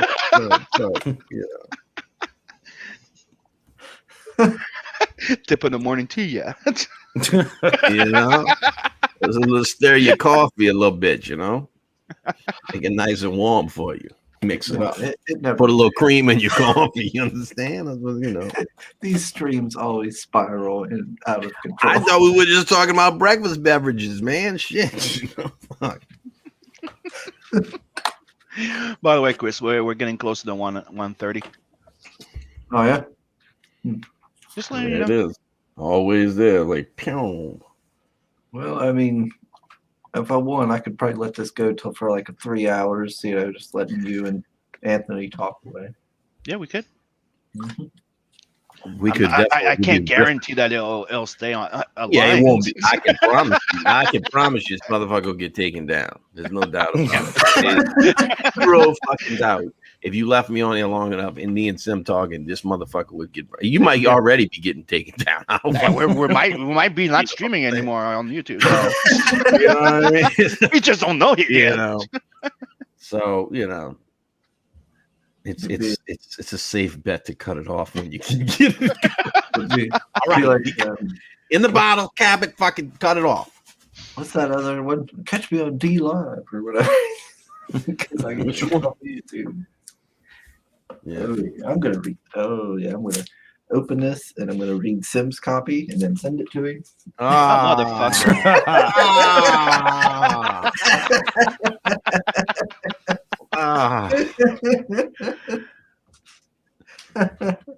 But definitely, I mean, whenever you get it, read it and let me know what you think. You Okay, know, 'cause I so- definitely value your opinions on it and shit. So is saying that's odd. Sim usually doesn't point out the time when Anthony is on. That means he has other plans. I'll have to check Jack Snyder's Twitter. Ah.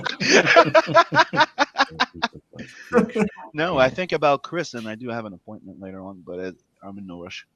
Nah, man, you do what the fuck you got to do. It's all good. You know that, brother. You know what I mean? I get think it. about Chris because Chris usually, if he has to go to bed around 2 usually, so because he works night shift. Gotcha. I don't work tonight. Oh, you off? Then Yeah. fuck off. I didn't say shit. Damn. Damn.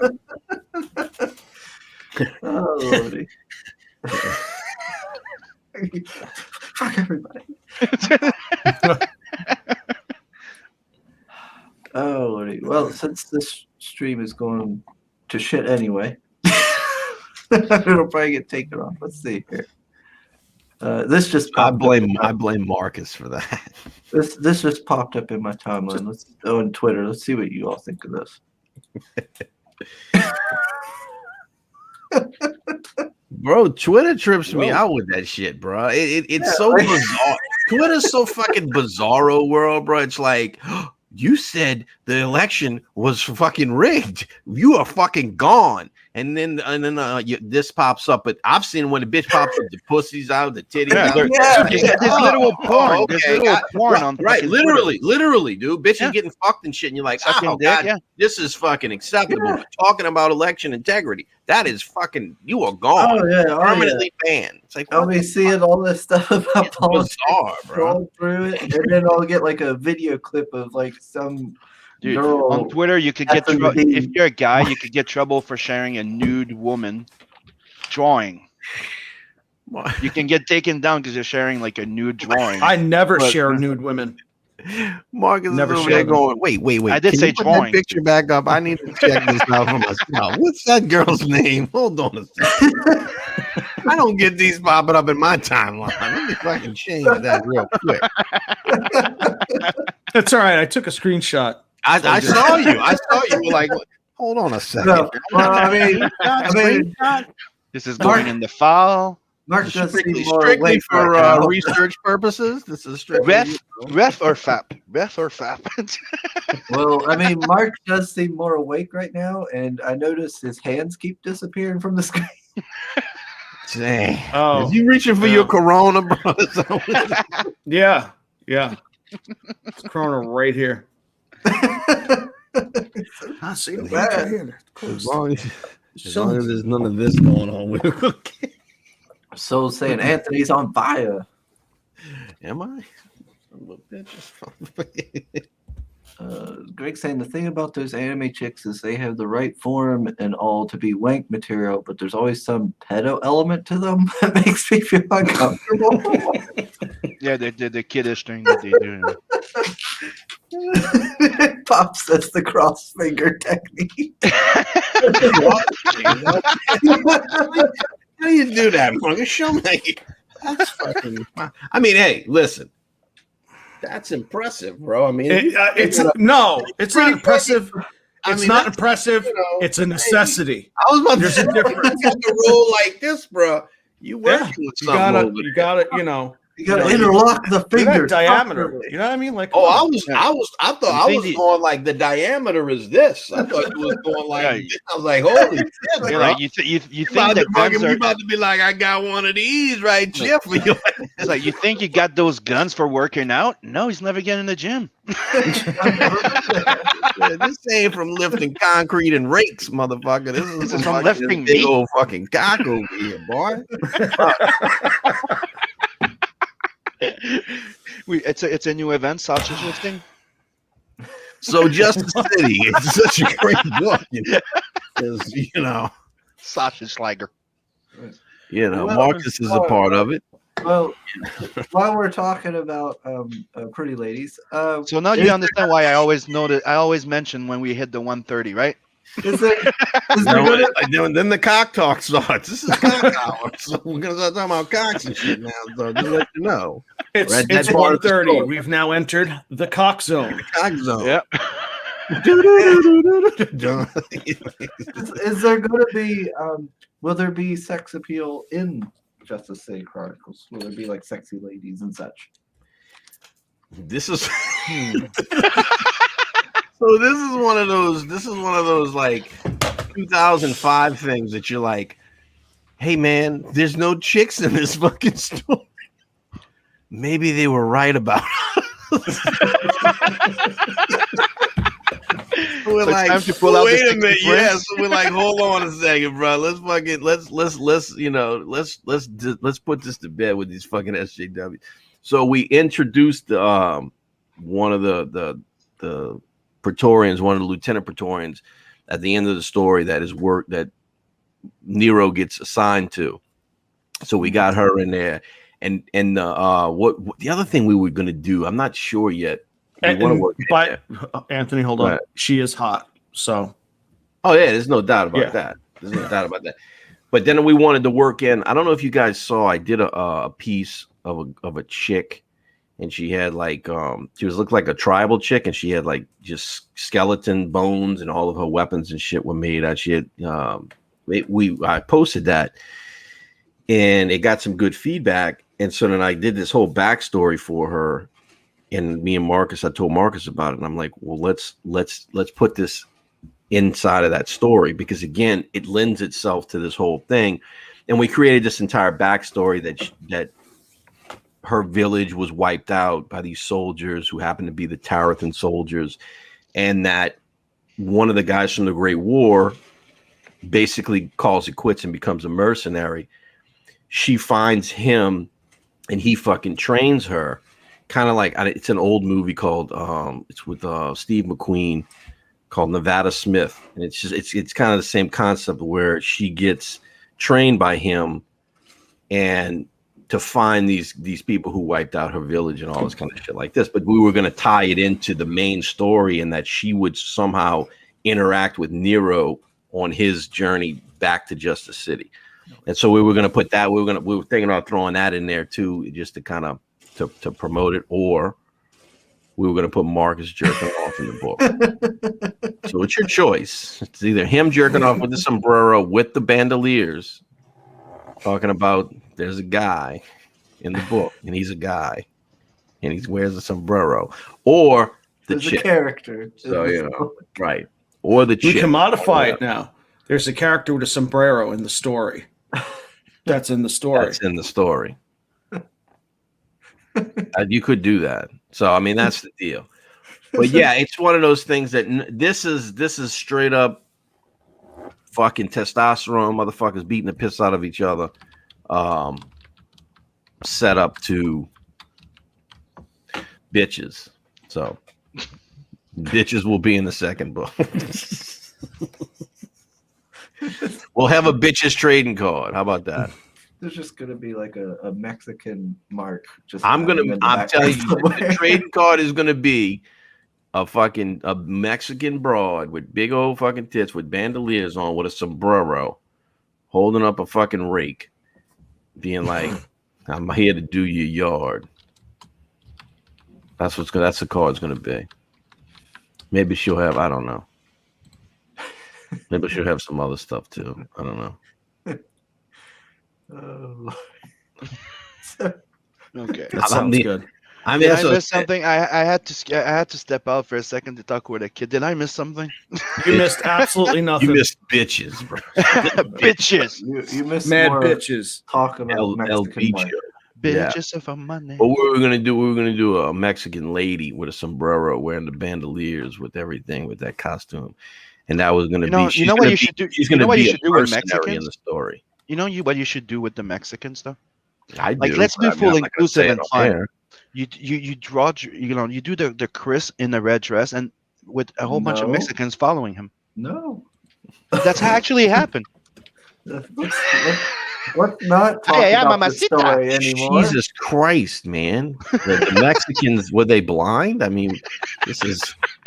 Do the Mexican women have that much? Mark, Yeah, they do. Do the Yeah, they Mexican do. women Yeah, they have do. as much facial hair as Chris? I mean, I feel like that's Let's, a let's not- stereotype. Or is it true? Mark, tell me about your people. Do the Yeah, women in some cases, it is true.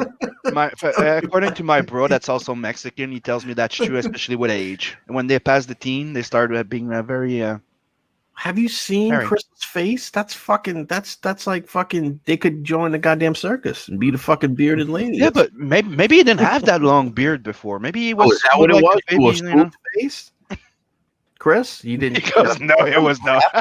You had the fucking facial hair. Damn, dog. That's rough. Them boys are roughing it out there. They in front of Home Depot roughing it. Okay, Chris is gone. What happened?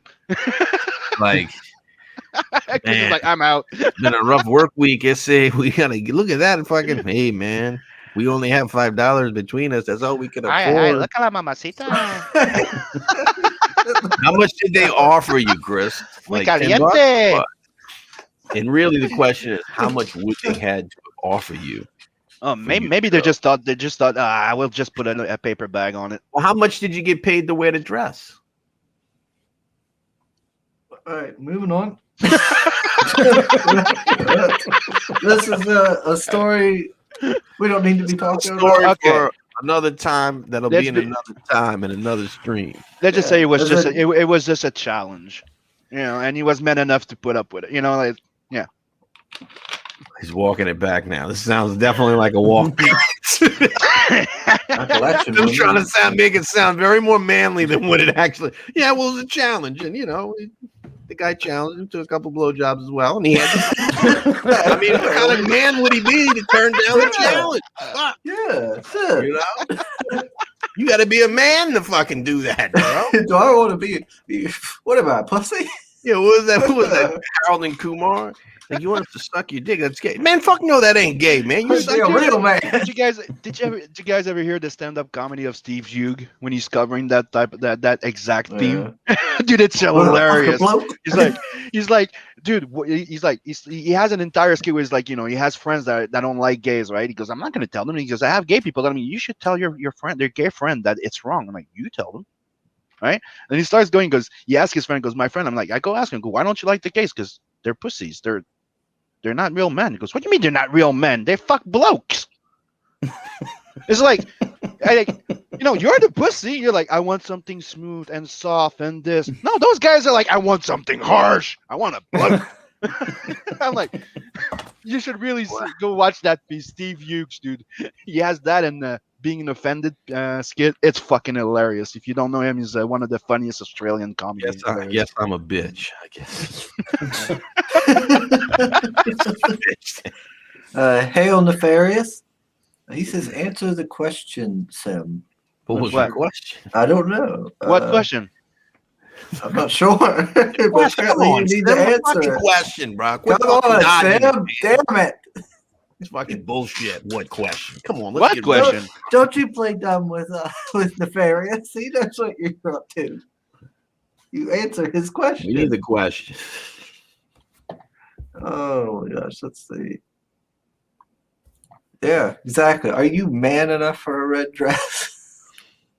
That's right. No, I'm not. That's a fucking thing here, bro. Is that a thing? Do y'all know? Is that a thing everywhere else? That's a fucking thing here. They do that shit. Yeah, it is technically like prove that you're secure in your sexuality, or you're willing to do something. It's a it's a whole day. Like they do it in Really? the yeah, they all wear red dresses.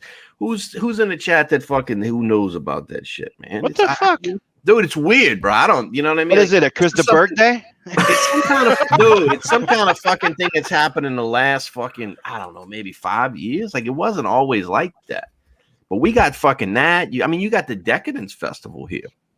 That is fucking wild. You want to talk about fucking wild, man? When we were young and we would go down in the quarter, this happened to us once, and you just don't fucking know until you know.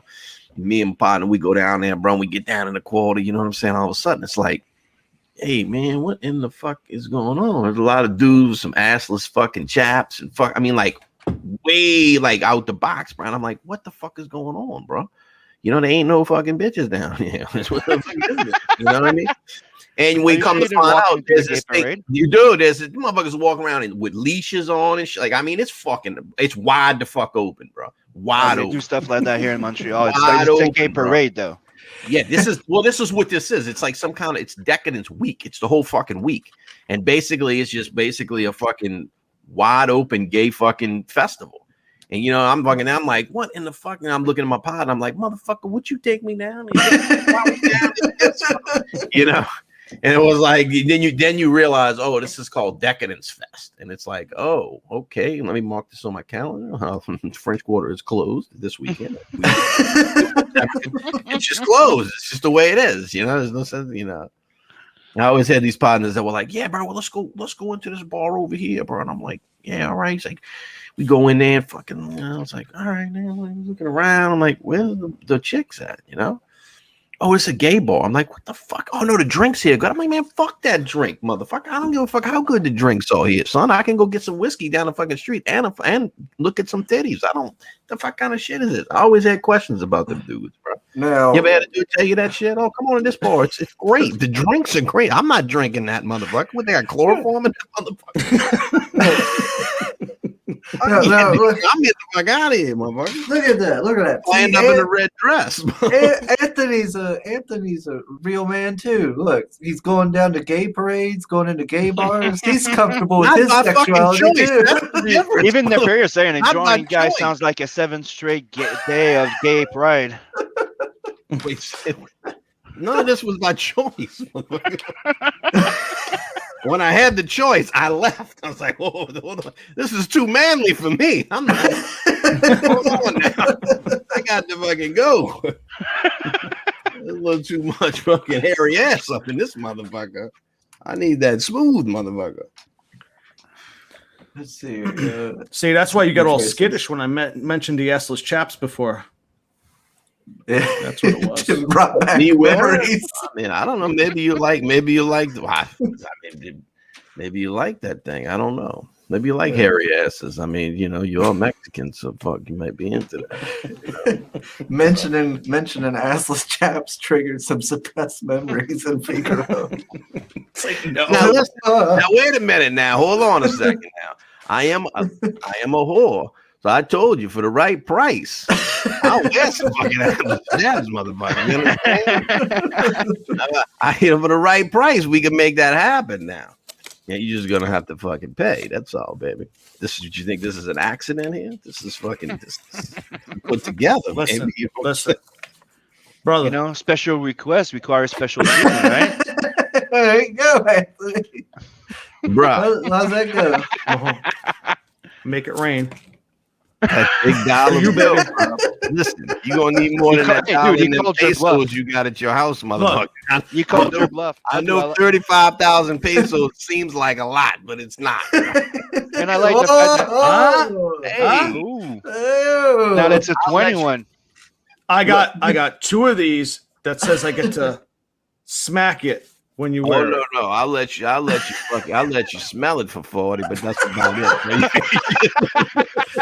Motherfucker, I can smell that shit from here. There you go. But send me my money. Send me my money.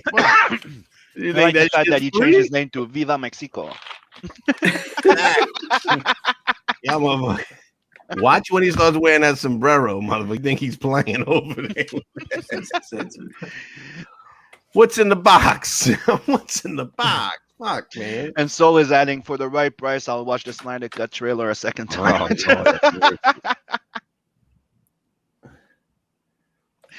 Greg's like, and Greg is like, he does it for the money, no passion whatsoever.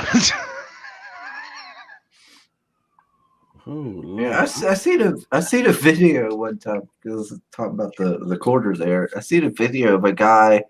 He was sitting in like a carriage kind of thing, and he had like the whole the thing for the horses and stuff. And in front was these 2 like I think it was women dressed up like horses on the ground, and their hands and knees going, and he's just like.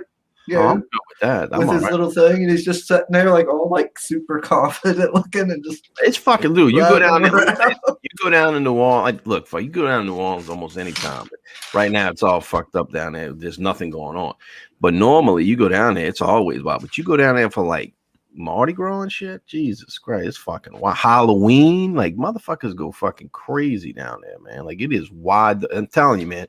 Bourbon Street and the French is wide open, bro. I mean, you. There's no you will fucking be walking down the street, you catch motherfuckers sucking dick in the alley, bro. Like, I mean, it's And I'm also told you, you have to be very careful and don't go there alone. Yeah, that motherfucker was Anthony. He was offered $40. I was getting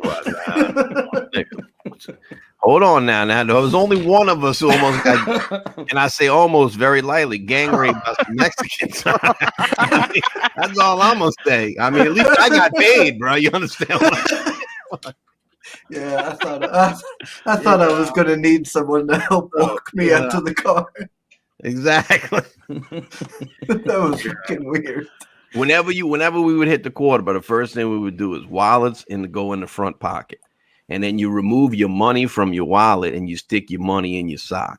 And you always leave. We used to, and then when I was really, I would take when I was really fucking, we would take a couple of ones, and then we would take like a 20 and wrap it around the ones. And that would be our fucking, like, in case somebody tried to straight up, because you had pickpockets you had to worry about, but then you had motherfuckers that are straight up try to rob you, pull a pistol on you and shit. And if we did that, the idea was we'd pull out the 20 with the fucking roll and just kind of toss it, run, and it fucking haul ass. So, you know, I don't think the robbery shit is as bad as it used to be. It's kind of, you know, it's not so much that, but that's them pickpockets. So fuck you up. You would trip the fuck out on them pickpockets, bro. Them motherfuckers are bad to the bone down there. They'll steal your watch and you won't even notice. Dude, they fucking do. It's amazing, bro. You know, and then there's all these fucking hustlers down there. The big thing used to be. Did you ever hear about the one where there's a guy that trained crows, right, to steal people's stuff when they were close to those Mardi Gras stuff like that? That guy would go with a murder of crow, and they were trained to go steal your phone, your wallets, and everything on the table when you were eating or stuff like that. They would just come, pick it up, and yeah. Motherfucker, that's impressive. That's impressive. I'm like, hey, go order us some fucking crows. Shit. I get in on this. I'm like, I don't know what that fucking bird's doing here, man. This motherfuckers, I fed him one time and he keeps coming back, bringing me. I thought it was just gifts. Fuck. So imagine you're like at the restaurant, the crow just comes in, like they're big, right? Still the crows that come in, boom, they take your freaking cell phone or your wallet and leave. And like, I seen a video where purses. the motherfucker was on the beach and they were fucking like, they set the camera up to take a picture and they like backed off and his fucking gull comes in, fucking scoops the phone while it's filming, bro, and flies the fuck off, bro. And these motherfuckers are chasing him. This motherfucker flies way the fuck to this fucking lighthouse, fucking drops the phone. He's picking on it and shit. And about 2 minutes later, they come running up on the motherfucker. So they got the video. It was fucking crazy. This motherfucker just took off with this, bro. And I'm like, holy shit, bro. They're getting smarter. Oh god. Motherfuckers like, I want this. Soon bird on that motherfucker. I want to see some birds fucking. Soon they're all gonna have drone fleets. Just come steal your shit. What is the conspiracy that fucking they killed all the birds and replaced them with fucking birds? You ever heard of this, man? Like in the 80s, I read about it. Some people are going on about it. Now all the birds are fucking robot birds, and I'm like, well, what about the fucking birds that I done shot and killed, motherfucker? They're not robots, man. What the fuck? Bishop. They call bishop birds. Soul says this is one of the best morning roosts of 2021. Well, we're only into February, even Soul, so there's plenty more to go. That's it, man. Shit. Greg says there was a seedy gay bar on Decatur, okay, called Jules that always had a big 6'5" biker gays standing out in front of it, catcalling men who walk by. I don't fucking remember. I swear, I don't remember Jules. Because again, the only place on Decatur that I remember about was sure you don't. Anthony. I'm telling you, I'm sure Anthony used to bounce for that place. Yeah. Come on now. I used to just go walk up and down, like I would take money not to I would wear remember my him. hat sometimes and then take it off, and then I wear my friend's jacket and shit and pretend like I was somebody. See, he's not stopping. You know what I mean? It makes you feel good. You know what I mean? When you walk by somebody, Right. It's PTSD from the mind wipe, right? Let me fucking do something. It makes you feel good. Makes a girl feel good. Fuck you. You know what I mean? Anthony used Take to those walk compliments where I can get them. Damn it. That's where Anthony knows Jules. That's where like half his customers came from. You know, fucking Jules. It was another time. We don't talk about Jewel. No, I'm telling you. Listen to me. Jewel, and I don't know if this place existed. Is that why your name is Anthony J. Listen. Figaro? Anthony Jewel, baby. Jewel. You understand? That was, look, the truth is that was my motherfucking joint. You understand? I ran that motherfucker. I ran the fucking dick out that joint. You understand? Fuck, it's back in my pimping days. Gator don't play. You understand? Sim, you remember that meme with like Wolverine holding that picture? Wolverine?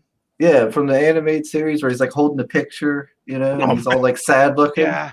It's that's Anthony holding a picture of Jules. Of Jewel, the place Jewel. Listen to me. Let me tell you something. I really don't know about Jules. I can tell you about this other place. We went and there was a dude. Like part of the thing I do is I try to help other alcoholics and shit. And dude calls me up and he says, "Look, bro, there's a dude. He's out right now. And his mama wants us to go find him." And so I'm like, okay, you know, I'm willing to go to any lengths and all of this shit.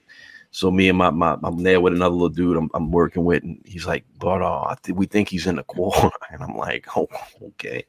So like, and we go down there, bro, and he's like, "Yeah, we think he's in the gay clubs and shit." And I'm like, "This motherfucker." And I'm looking up at God, going, "Oh, you got a sense of fucking humor, huh, motherfucker? All right." I'm willing to help motherfuckers out. So he takes us to this first joint, bro. And I'm like, this is my fucking, I'm willing to go to any lengths. Cause now I'm walking into a gay joint with a gay dude looking for a gay guy. And I'm like, this is if I get, anybody sees me, I was like, that's it, motherfucker. That motherfucker's definitely fucking, fuck Jules, fuck all that motherfucker. I seen that motherfucker. Hey, you know what I mean? So we walk into this joint, bro. I mean, as soon as we walk in, I got my hand on my blade and shit. You know what I mean? I'm like, why am I have to stab him? This motherfucker. The other dude I'm with, he's a younger dude. And I'm thinking, I'm gonna fucking trip you, motherfucker, and run. You getting fucked. That's all I know. Fucking, you walk in, bro. These motherfuckers, they all look. It's just like in a movie. They all fucking turn and look like, who's this? You're like, oh my god. There's some old dude, and he's like this Mr. Burns looking guy, and he's like massaging this young guy's fucking shoulders. He's got no shirt on. You're just like, oh my god. No, it's like it's like that old guy in what's his name in Family Guy. We've all seen a guy like that. Yeah, that once. dude. Yeah. He's just like that, bro. I swear to fuck, except he had long hair, right? He looked kind of like Pops, but I don't think it was Pops, but it was kind of like that. But anyways, so I'm like, look, and we walk in the front. I'm like standing by the door. I'm not even going too far in because I'm like, look, motherfucker, trust me. If anybody's gonna get stabbed, it ain't gonna be me with a meat knife. I'm about to fucking cut one of you motherfuckers, man. So dude's like, well, he's not here. And I'm like, all right, let's go. You know, he's like, all right, we're gonna go to this other place. I'm like, okay. We pull up in front. This dude says, look, this place is so gay, you can't even get out of the car. I'm like, what? It's called the Rawhide. Okay, this is called the Rawhide. I'm like, oh, this motherfucker here. So he stops. He's like, I'm gonna go check in this place. I'm like, you're gonna go check in this place? And he's like, yeah, there's a room in the back, and they all just go back there and fuck. And I'm like, what are you? I'm like, what are you gonna do? You gonna be lifting up ball sacks and shit and be like, hey, buddy, is that you? Come home. I'm like, oh, okay, well, go do what you gotta do. So we sitting there, and the little dudes in the back and shit. You know, all of a sudden, bro, they start coming out, bro. First dude comes out, it's this older dude, and he's got like a biker hat on with like a vest and these like cut off jeans. Hairy as a motherfucker. So Marcus would love him. Hairy as a motherfucker. Combat boots on. Look, this motherfucker's got a fucking 12-inch open heart surgery scar on his fucking chest. And they fucking dancing, bro. This fucking 6'5" black dude comes out and he's dancing and shit. And the dude behind me is like, can they see us? I'm like, yeah, motherfucker, there's no tent on these. Yeah, they can fucking see us, you know. They putting on a fucking show, bro. The dude comes out and he's like, he's not in there. And I'm like, okay, I'm pretty much done my duty for tonight. Bring me the fuck home, bro. I'm done. I'm done. You know, and he's like, he drives around. He's like, you sure you don't want to go try to check the Rawhide again? I'm like, fuck, I'm not. Fuck no. Bring me home, motherfucker. I've done my duty with God tonight. I've gone to the lengths I'm willing to go. I ain't going no further. Fuck that, man. Apparently, he's going to be drunk and fucked. That's, you know, hey, bro, fuck it.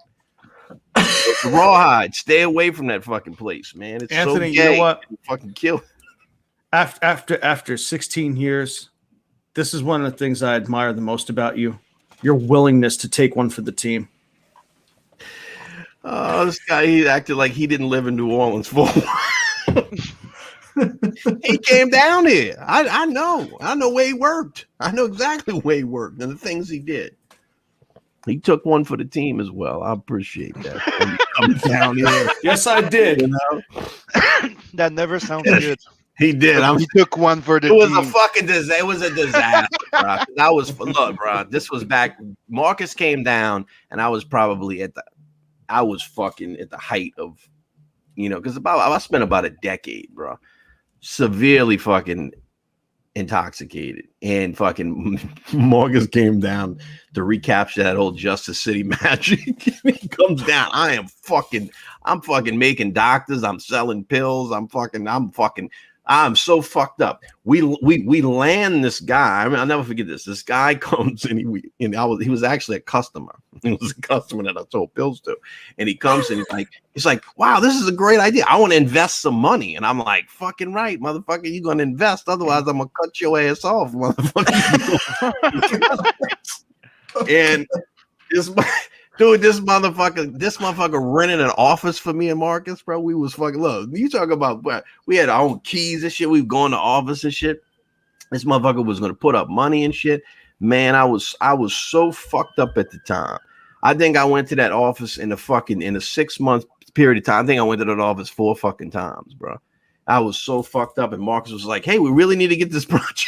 I'm like, yeah, bro, look, let's sit down and talk about some more ideas. I got some great ideas, and I'd be fucking loaded as fuck, man. And finally, Marcus was like, I gotta go home, bro. I gotta go back to New York. This ain't happening, And I ran for about another 2 years after that. This is like in 2008. You know what's funny about that, though? Not to cut you off.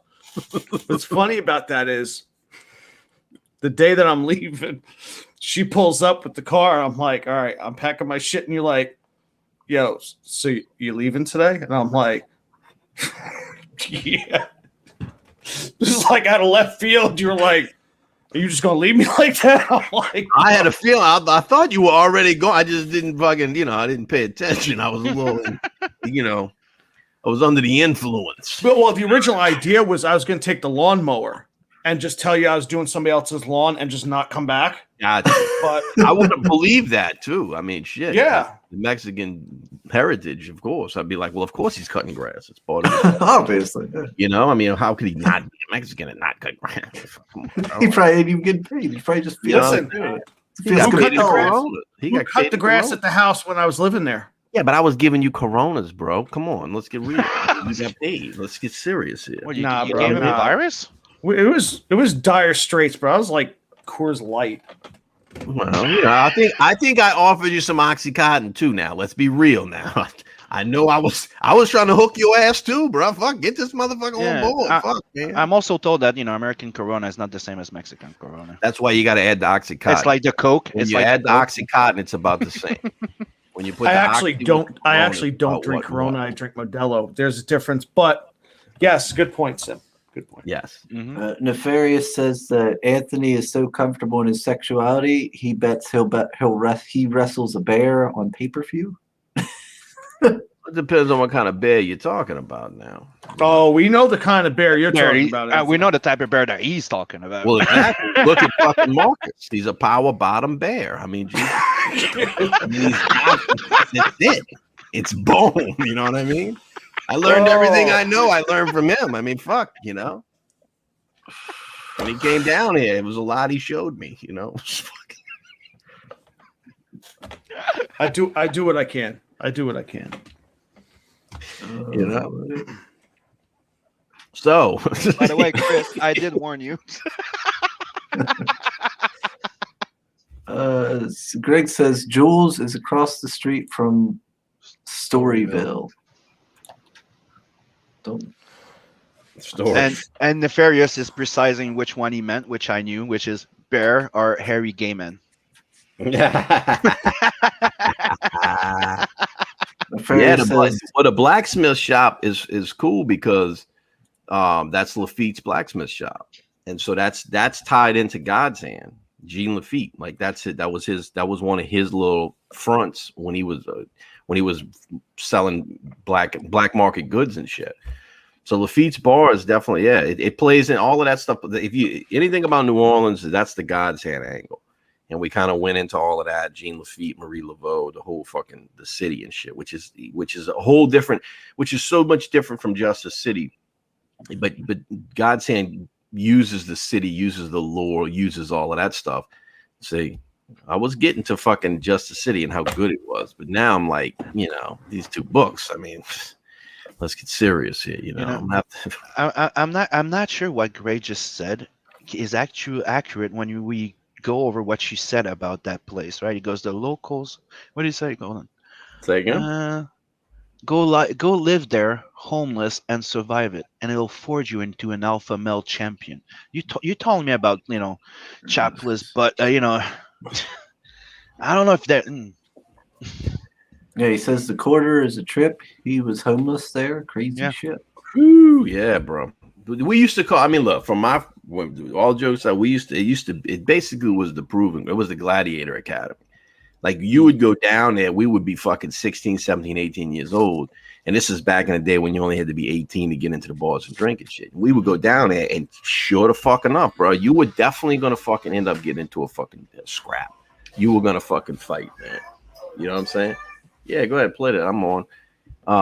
They have the Decadence Festival outside right now. They're getting ready to fucking. you would basically go down there, and as a young man, it was like more than likely you was gonna fucking scrap, bro. You was gonna fight. It's just the way it was, bro. And that's why as people got older and shit, what they wound up doing was they wound up going to fucking to Frenchman Street. Let's see. So Pale Rider has to draw Chris in a red dress in front of the Rawhide now. Oh, I'm sure he'll get around to it. Yeah, for sure. Let's see here. So says, who needs Lemmy's memoirs? I want to read a book about Anthony's life.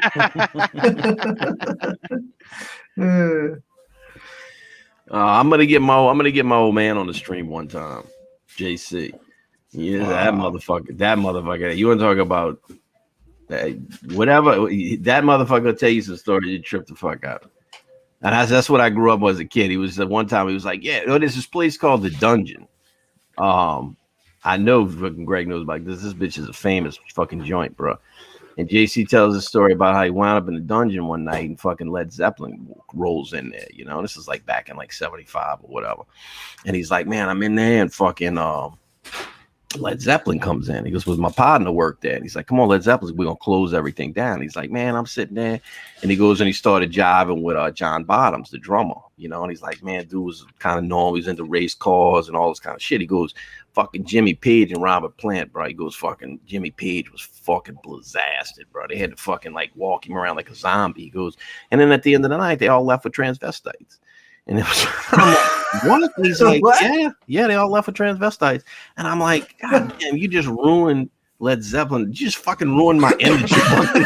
I'm like, what the fuck, man?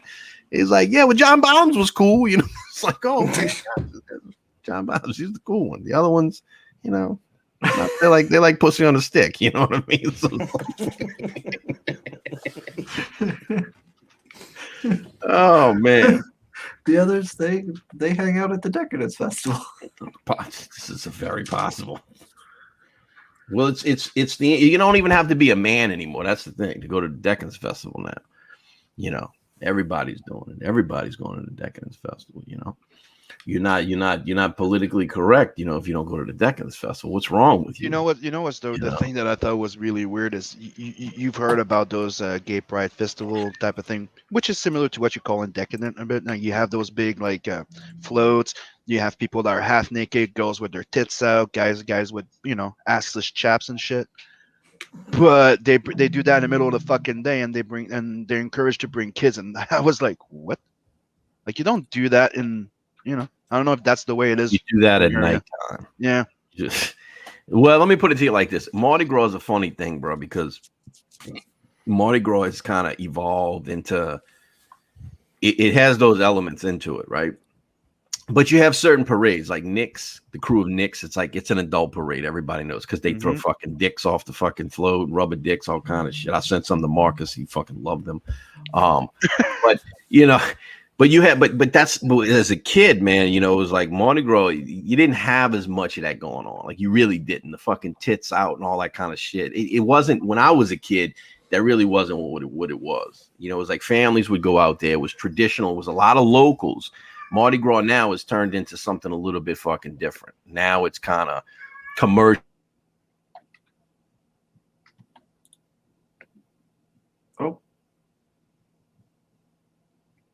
Oh, well, I think he's muted, ain't he? Yeah, I got this, okay. this cat and heat in the background. Marcus sent it to me from New York. I don't know why. Motherfucker. Listen, don't blame that one on me. I am not taking responsibility for that shit. But it was a family. It was a communal thing. You know what I mean? Like families went out there. It was a community thing. And you go out there and everybody got their routine. I can tell you right now, everybody who's been in New Orleans with their family and stuff, been to Mardi Gras and shit, that's traditional. One of the first things you do is you go get Popeye's chicken in the morning. Like that's any real New Orleanians goes and gets Popeyes in the morning. That's the first thing you go fucking get, you know, and you go out on the route and shit. And again, it's a family thing. Now, Mardi Gras, the carnival season used to be like 2 weeks long when I was a kid. It still is, but it used to be 2 weeks. Man, you would have parades every night, bro, in New Orleans, in Metairie and shit like this. And I don't know, it kind of became commercialized, I guess, in the last 10 years, maybe a little bit longer than that, but maybe 20 years where people they come down here and pay big money to ride on floats and shit. And so it's kind of it's not quite the same thing, but you got a lot of that, you know. The closer you get to the quarter, the way more fucking wild it gets, you know. But I don't think, but it's not really like considered a pride thing or that, you know what I mean? Like it isn't like that. It's more the carnival season, the carnival community. You know, people ask me about it. It's like, well, Halloween's cool, but we got Mardi Gras. You know what I mean? Where that's what people do. They dress up in costumes, but it's like an adult Mardi Gras. People go out there, they drinking and shit, you know? So I don't know. Fucking New Orleans with their fucking shit. Let's see. Nefarious was saying about Figaro with a bear. Pictures with a bear. Here we go. Sweet. Sweet. She's way too into that bear licking. You want to be it? I mean, why? I'd wear a bear suit for her. I mean, you know, what are those called? Furries? I'll be a furry for her. I'd be worried that bear's gonna like clamp down on me with his teeth, or like take how much you want to bet off a boob with its claws. How much you want to bet it's one of those new furry, because you know that there's the furry. There's the furry where they're like cartoonish, like those mascots, right? Yeah. But you have those that have those real bear, real wolf type of thing that when they put them on, they look like wolves and stuff. Oh, maybe. Oh, and then But this transitions into you, Sim, because apparently Canada made this book. Oh my goodness. Okay, don't start. There's a lot more weirder stuff that came out of the United States. Okay, you're the one that has it. You're the one with the rule of not to fuck a turtle. Okay? It's getting fucking bad. It's getting bad now that it's bad when France starts saying, "Listen, bro, y'all motherfuckers are getting out of hand over here." We don't have a rule saying don't fuck a beaver. We know better. He's like, hey, listen, those fuckers bite. You can't do that. We've learned it the hard way. We don't even need to tell it anymore. Fuck. No, we just started calling the women beavers. That's what here in Canada we call beavers, like the more mature, good-looking, rich girls. Oh, not the cougars, the beavers. Beavers, yeah. The cougars don't have much. Cougars, beavers. I mean, fuck. As long as it's got fur on it, right? No, here in Canada, not the asses though, Marcus. Dude, the nickname for the hairy butch is a beaver. That's what we call a beaver here. A hairy butch? Yeah, bush. Oh, like a fuck. No, you said bush. I thought you said butch. Hairy bush, Anthony. Bush. Oh, I thought you said a butch. I'm like, wait, you're talking about like a fucking bulldog, a fucking bulldyke? What are you talking about? Nah, I'm not talking about Rose on Bar. Gotcha. Okay. Gotcha. Rosie O'Donnell. Rosie O'Donnell, yeah. Oh, Lordy. Now, It's almost 2:00. Man, where's the time fly? He's like, Ox, what? red dress, and fucking beavers. It's unfucking believable. Just fucking fly. Dave says you guys are still going ahead to leave eat sausage and chips. Don't Don't worry, ever I'm back now. Chris, Dave, let me point you, help you out. Don't ever fucking tell somebody you left to go eat sausage. Don't ever fucking say that. Just be like, I went to go have a meal, bro. I had a meal. I know in England sausage and chips is normal, but here, when you tell somebody you went and had to go eat some sausage, Well, Dave, it brings up Chris in his red dress, and he has traumatizes Chris, bro. Dave, you didn't miss out on much. I mean, you just missed out on Anthony talking to us about how he had to eat sausage for about $40. I don't think that ever happened. I think there's some SJW transference shit going on here, and he's trying to play it off that when he wore the dress and the Mexican, I don't know. I heard stuff about taking. chorizo. I heard stuff about taking one for the team. I don't know. Wait a minute. That was our Mexican connection. But it's connected. He's a Mexican. Fucking Chris got fed chorizo from some Mexicans. So Dude, those guys are practically related. I mean, they're practically like brothers, you know? Or Dude, chorizo's are fucking amazing. Alabama brothers, you know?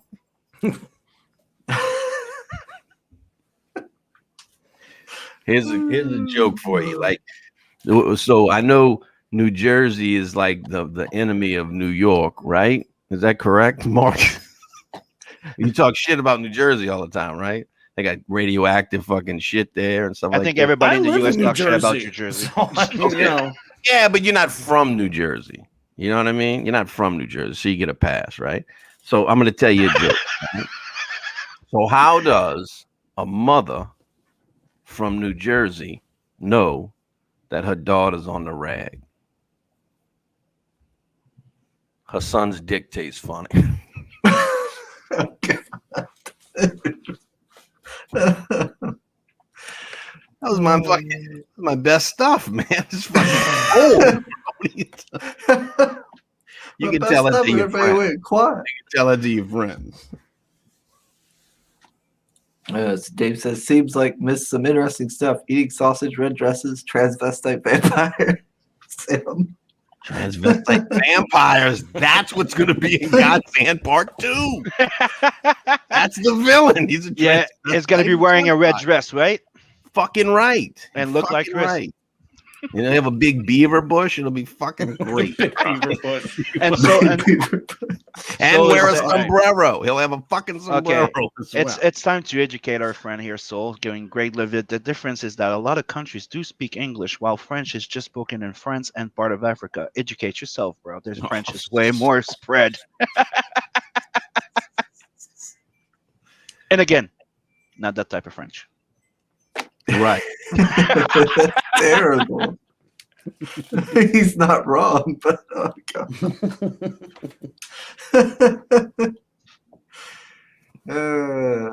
It's a good wholesome show, you know. You missed them silencing me. Oh gosh.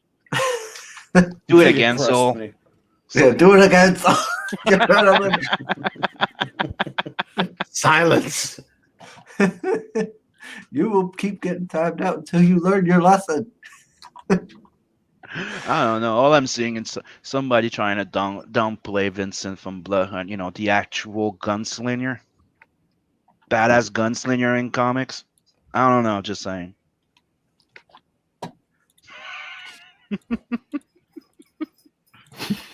Yes. So go sign up for that Justice City Chronicles, everybody. Yeah, there's some gunslinging going on. And back in on day one.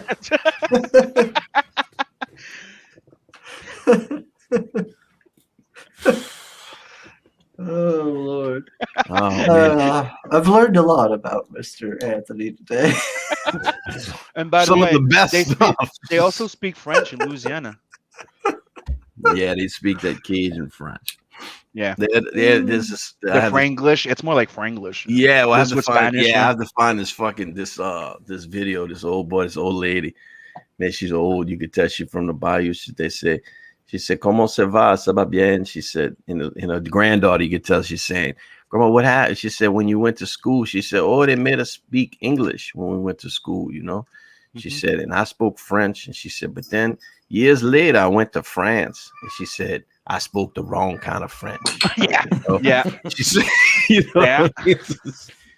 it's a different, it's like, it's a very slang. He said, You don't like- Slanglish is very good. It's mixed and it's its own little fucking, if you sound anything like the French in Quebec, they don't like it at all. really. It's not the same, dude. It's like comparing English from the US to English from the UK. Right. Gotcha. They don't like it because it's slang to them. We have a lot. Man, if you can ever, I'm gonna tell you, if you can ever find, there's a video where this lady breaks down dialects, and she goes and she shows how specifically like the Southern dialects are offshoots from the English dialect. And it's funny because she shows you how it breaks down from proper English like this, and then it starts to go into, hey, how y'all doing?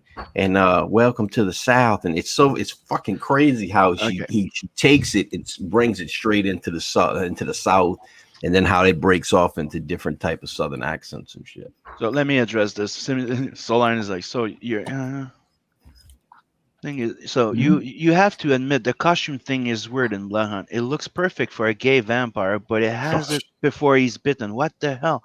I'm like, that's the thing. That whole has to do with concept design and character design. See, putting leather chaps and a V t-shirt with a trench coat, it's not that advantageous for an actual like hitman. A hitman needs to have body armor, and he's also a stuntman. So everything is built up so you can actually kill and survive really big drops. I actually think in my design.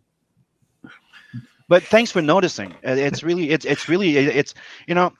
fun to see that it gets people like to speak about it, interact with it. It means I did my job. Go back Blood Hunt. It's also available on Tales from the Adverse, the campaign, live now. It's what Vincent wears when he goes to that back room in the Raw. Damn. See, you remember? He's like, that place. I'm gonna fucking mark that down in case I go warm. I like Greg going like, Fucking yeah, who raw. would put a trench coat on a gunslinger? Seems gay. That's what I like, dude. It's like we take puns at each other. Like even this gun demon has a gun. That's what we're doing. Dave says, I'm still waiting on my book. Sam, where's my book? You know where it is, being colored. You were watching the stream the other day.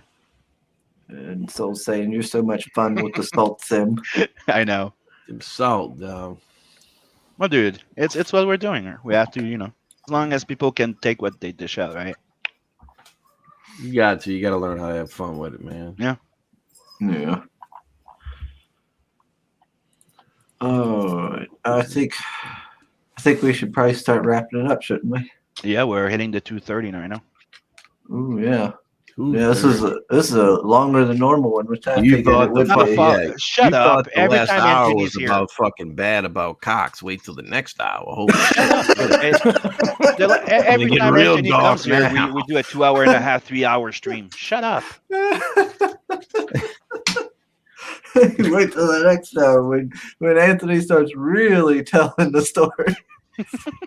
Wait till I get JC on here. You're really gonna fuck out, man. Tell you some prison stories. You think the rawhide's bad when he's getting And like Greg is saying right there, I can take it, and I can take what I dish out because I'm not gay. And you have Dave going, as a Brit, I love nothing more than a bit of over the top banter. Time flies when you're having good time. Yep. It does. Oh, Lordy. I'm So go sign up to that goddamn book, which is going to be launching soon, so everybody can back it on day one. Mhm. And if we get that, what would you say, 1K or 2K in 1 week? You're gonna get the sombrero and the Corona. Yeah, be sure to sign up. Yes.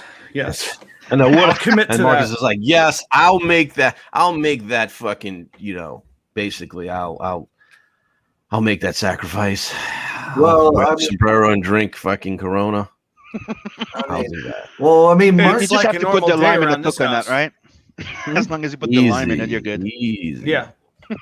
You got the Mark lime Mark and the needs coconut this. and Be take it sure all to up. be sure to sign up, back it, because Mark needs this. It's it's winter out, snow's down. You can't really work on lawns and stuff right now. That's fucking man. That was good, Chris. No, I let's give get him credit off where the credit lawn is and good. get. And, yeah. Actually, That is no. good. There That is snow really removal. good, Chris.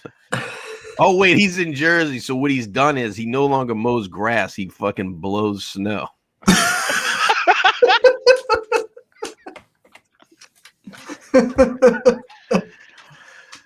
I'm sorry. Okay, so let's just say let's get him off his day job You're and fucking right, man. Fuck that. You know what? make this his career. Let's be diverse. Let's show this fucking immigrant that fucking we love immigrants and we love to see him succeed. We need to make money for him so he can afford his fucking green card. We don't want to see him get deported. God damn it. He's one of us now. And again, he looks like he looks, you know what I mean? And he does a great job with his English accent. You can't even tell, right? It's all the fucking guys he hangs out with. Even my bro's Mexican and he has no Mexican accent. Right? But we need to make sure that Marcus doesn't get deported. You know what I mean? And he needs your help. Just sign up now. But when the campaign owes just a few measly dollars. Maybe for 10 cents a day. No, not 10 cents. Open your wallet, take out the money, right? Take out the dollar, take out whatever it is. Take out the dollar. You keep that dollar, and then the rest of the money you send to Mark. You know what I mean? No, you know what you do? Let's help this man's dream come true. This is the new Make-A-Wish Foundation. You should make a tier. You should make a tier that's just like give as much as you want, like the tip jar tier. Like let's keep Mark. Some tips are bigger than others. Some tips are bigger than others. Tier. Just the tip tier. Yeah. You can't promise rather what you get. still going strong. You'll be surprised.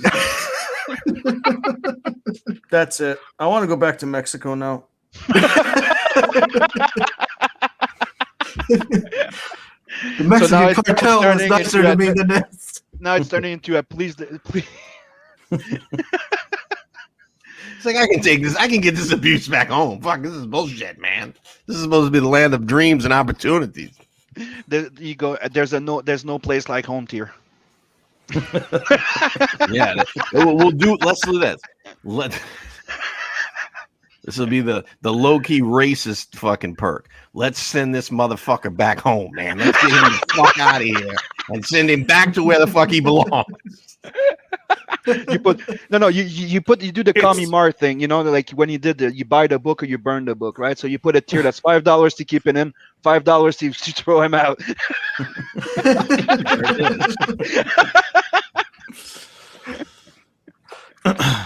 Oh Lordy.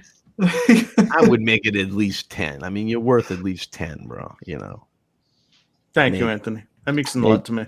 Maybe $12.50. I don't know. We'll call it the coyote tier. Oh, that's Get me back across the border. Sounds great. The coyote tier. For a few dollars, Mark can get raped and go back home at the same time. It's a win-win. It's fucking great. Well, you know how us power bottoms are. Well, that's what I'm saying. We're feeding your fucking fantasy. Wait, whoa! We'll get you the good coyote that only fucking rapes you once. How about that? Yeah, I'm sure. We'll go all in. You know what I mean? I'm sure. Saying he wants to start a GoFundMe. He wants to get deported so he can go to Mexico and buy a CD for $100. I'm sure Anthony does know how them power bottoms are. Intimately. I do. I fucking rent them out. You want one? Or you want to be one? Which one is it? I can get some money for some tender white meat like yourself. You'll make you miss that red dress. I'm telling you right now. Yeah, I put you back in some silk, baby. You know what I mean? There's a lot of. They call you Silky Chris because you give it out so smooth, boy. Silky Chris. I already got you, bro. Sugar Chris. I give it Sugar Chris. He gives it out so sweet. You know what I'm saying? Sugar Chris. There's a lot of lonely Mexicans out here. So there you go. We got your new name, dude. We're gonna call you Sugar Chris instead of Kimo Subway. Sugar Chris. Sugar Chris. Damn, I'm sorry. And not sugar. Like Sugar Crisps, only Yeah. it's Sugar Crisp. Because it tastes so sweet. My man. Jim just jumping. Sorry, wrong room. This is a Tuesday night discussion, bro. Anthony Sutherland's getting out of hand. Wait, I'm putting to work now. Sorry, Rob. There's a true story. Look. So, when my old man went to reform school. And when he was in reform school, they used to make him fucking go out and work the fields and shit. And there was this fucking dude, and he'd wear his underwear backwards. And he would put a split in his fucking back of his pants. And he'd be out in the field, working the field, and he'd just bend over. And the motherfuckers would go fuck him and shit.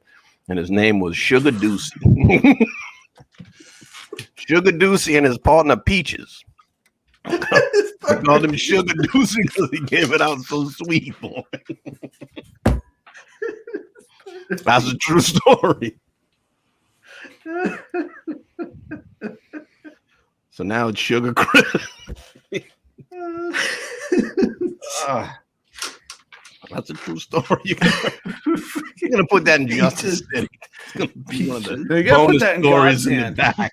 Sugar I will put Sugar Deucey in God's hand. I swear, it'll be one of fucking John CIs, bro. We're gonna Sugar Deucey. we're gonna put that story. We're gonna put that together, and half of it in the God's hand, and half of it in Bloodhound number 2. Boom, there it is, bro. Sugar Deucey fucking look, it was all over the place, man. You know. It says Sugar Chris in his mini red dress, powered by. Damn, dog, you've changed the game for Chris. The game has changed now. This is a watershed moment. Like there was the time before Marcus and Chris was on there.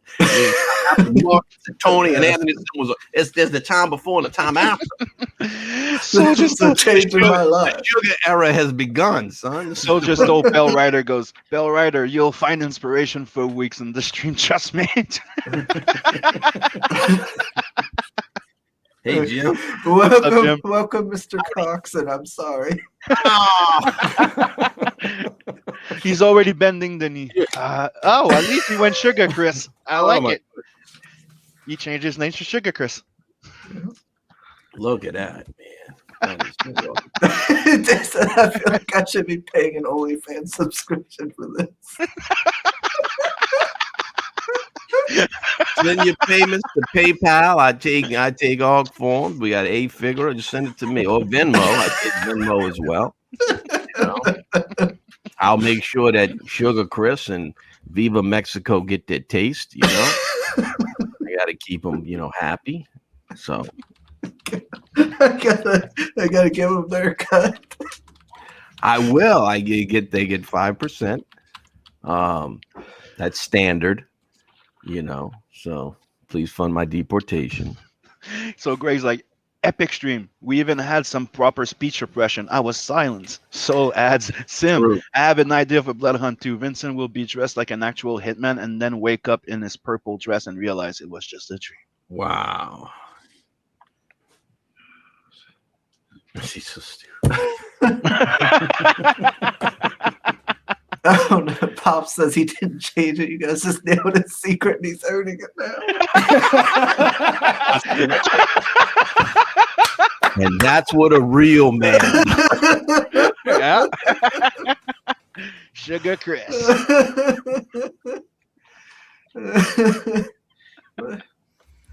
So saying to me, let's go to Twitch.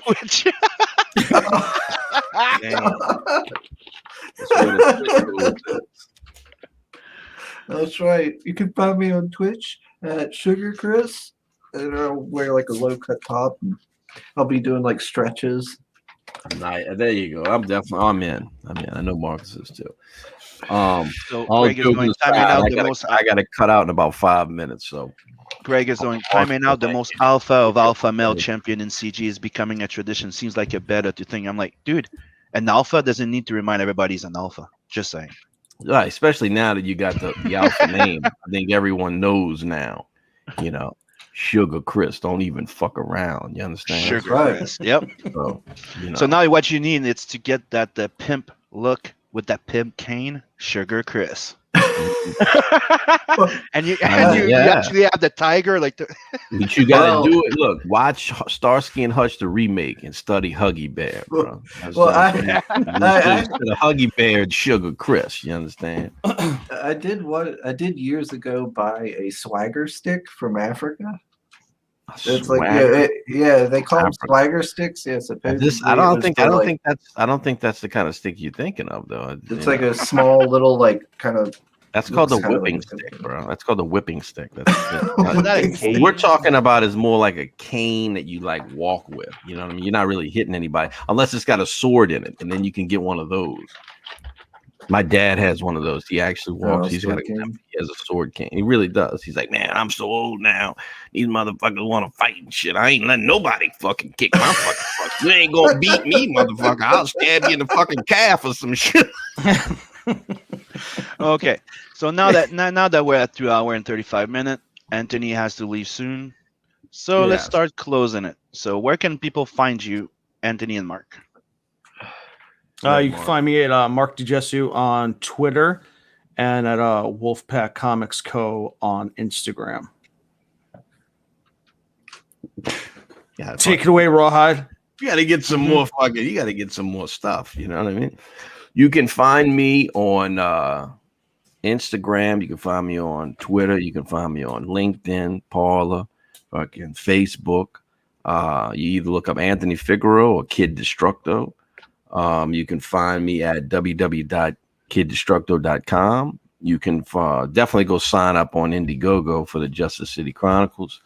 You can find him at Decadence. You can find me at fucking Marcus's Rawhide fucking images. You can find me there, and I'll be the host, and I will basically be showing all the images from when Marcus lived down here and how he learned to be a power bottom. And it's a fucking epic tale. It's a riveting tale. It is a fucking riveting saga.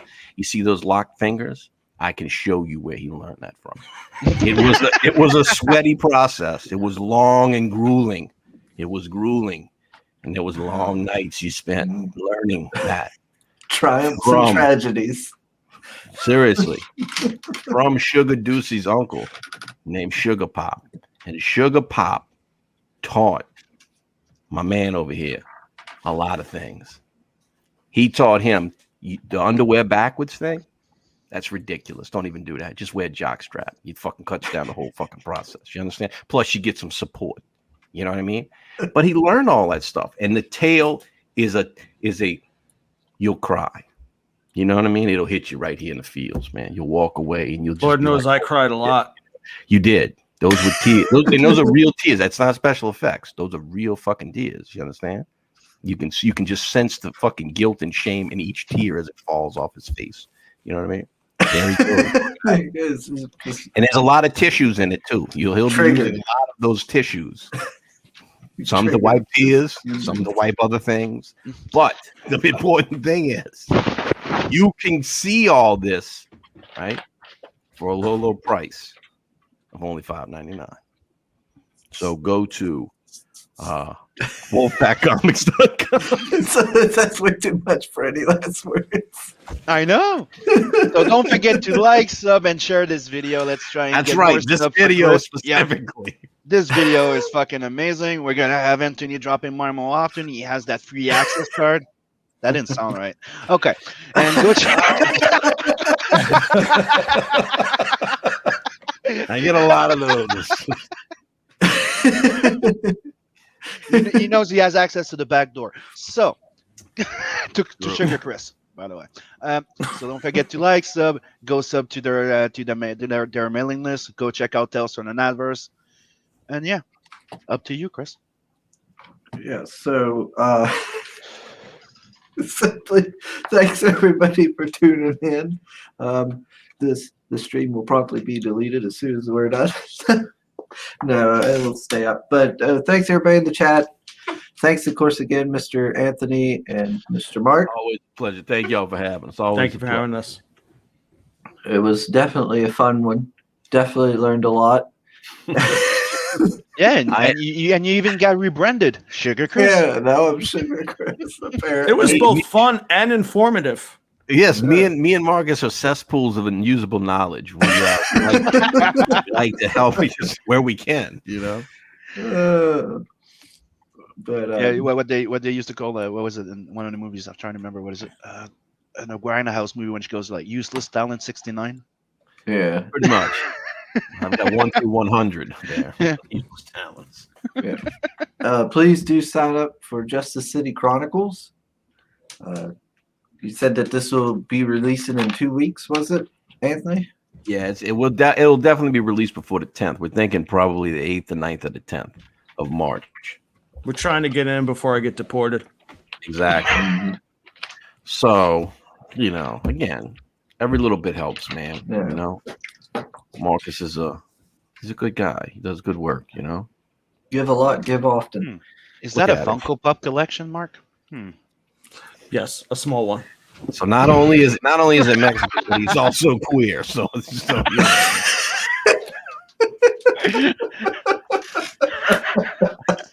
I'm sorry.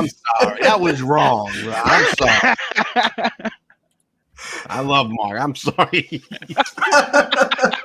Yeah, I enough. knew I I think should you have had got my enough. camera off, motherfucker. God damn it. Please fund my deportation. So sincere, I didn't notice that.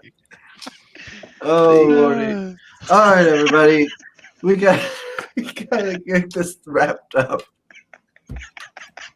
In my defense, I didn't buy any of those. All right, those are all gifts.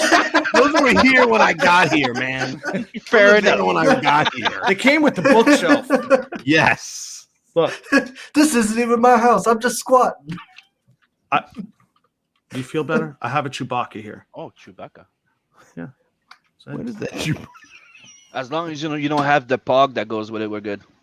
Yeah. Look, see, yeah, come on. Yeah, I got all kinds of goodies up here. Tumbler.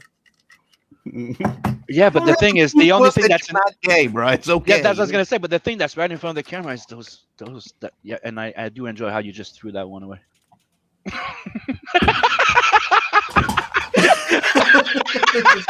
I've had enough of this.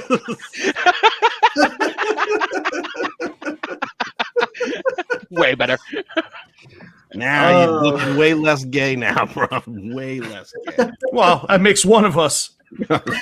Hey, don't talk about Sugar Chris that way, man. Fuck. God damn it. All right, everybody. So later, everyone. It was yeah. amazing. See you All all right. next Friday. Later, everybody.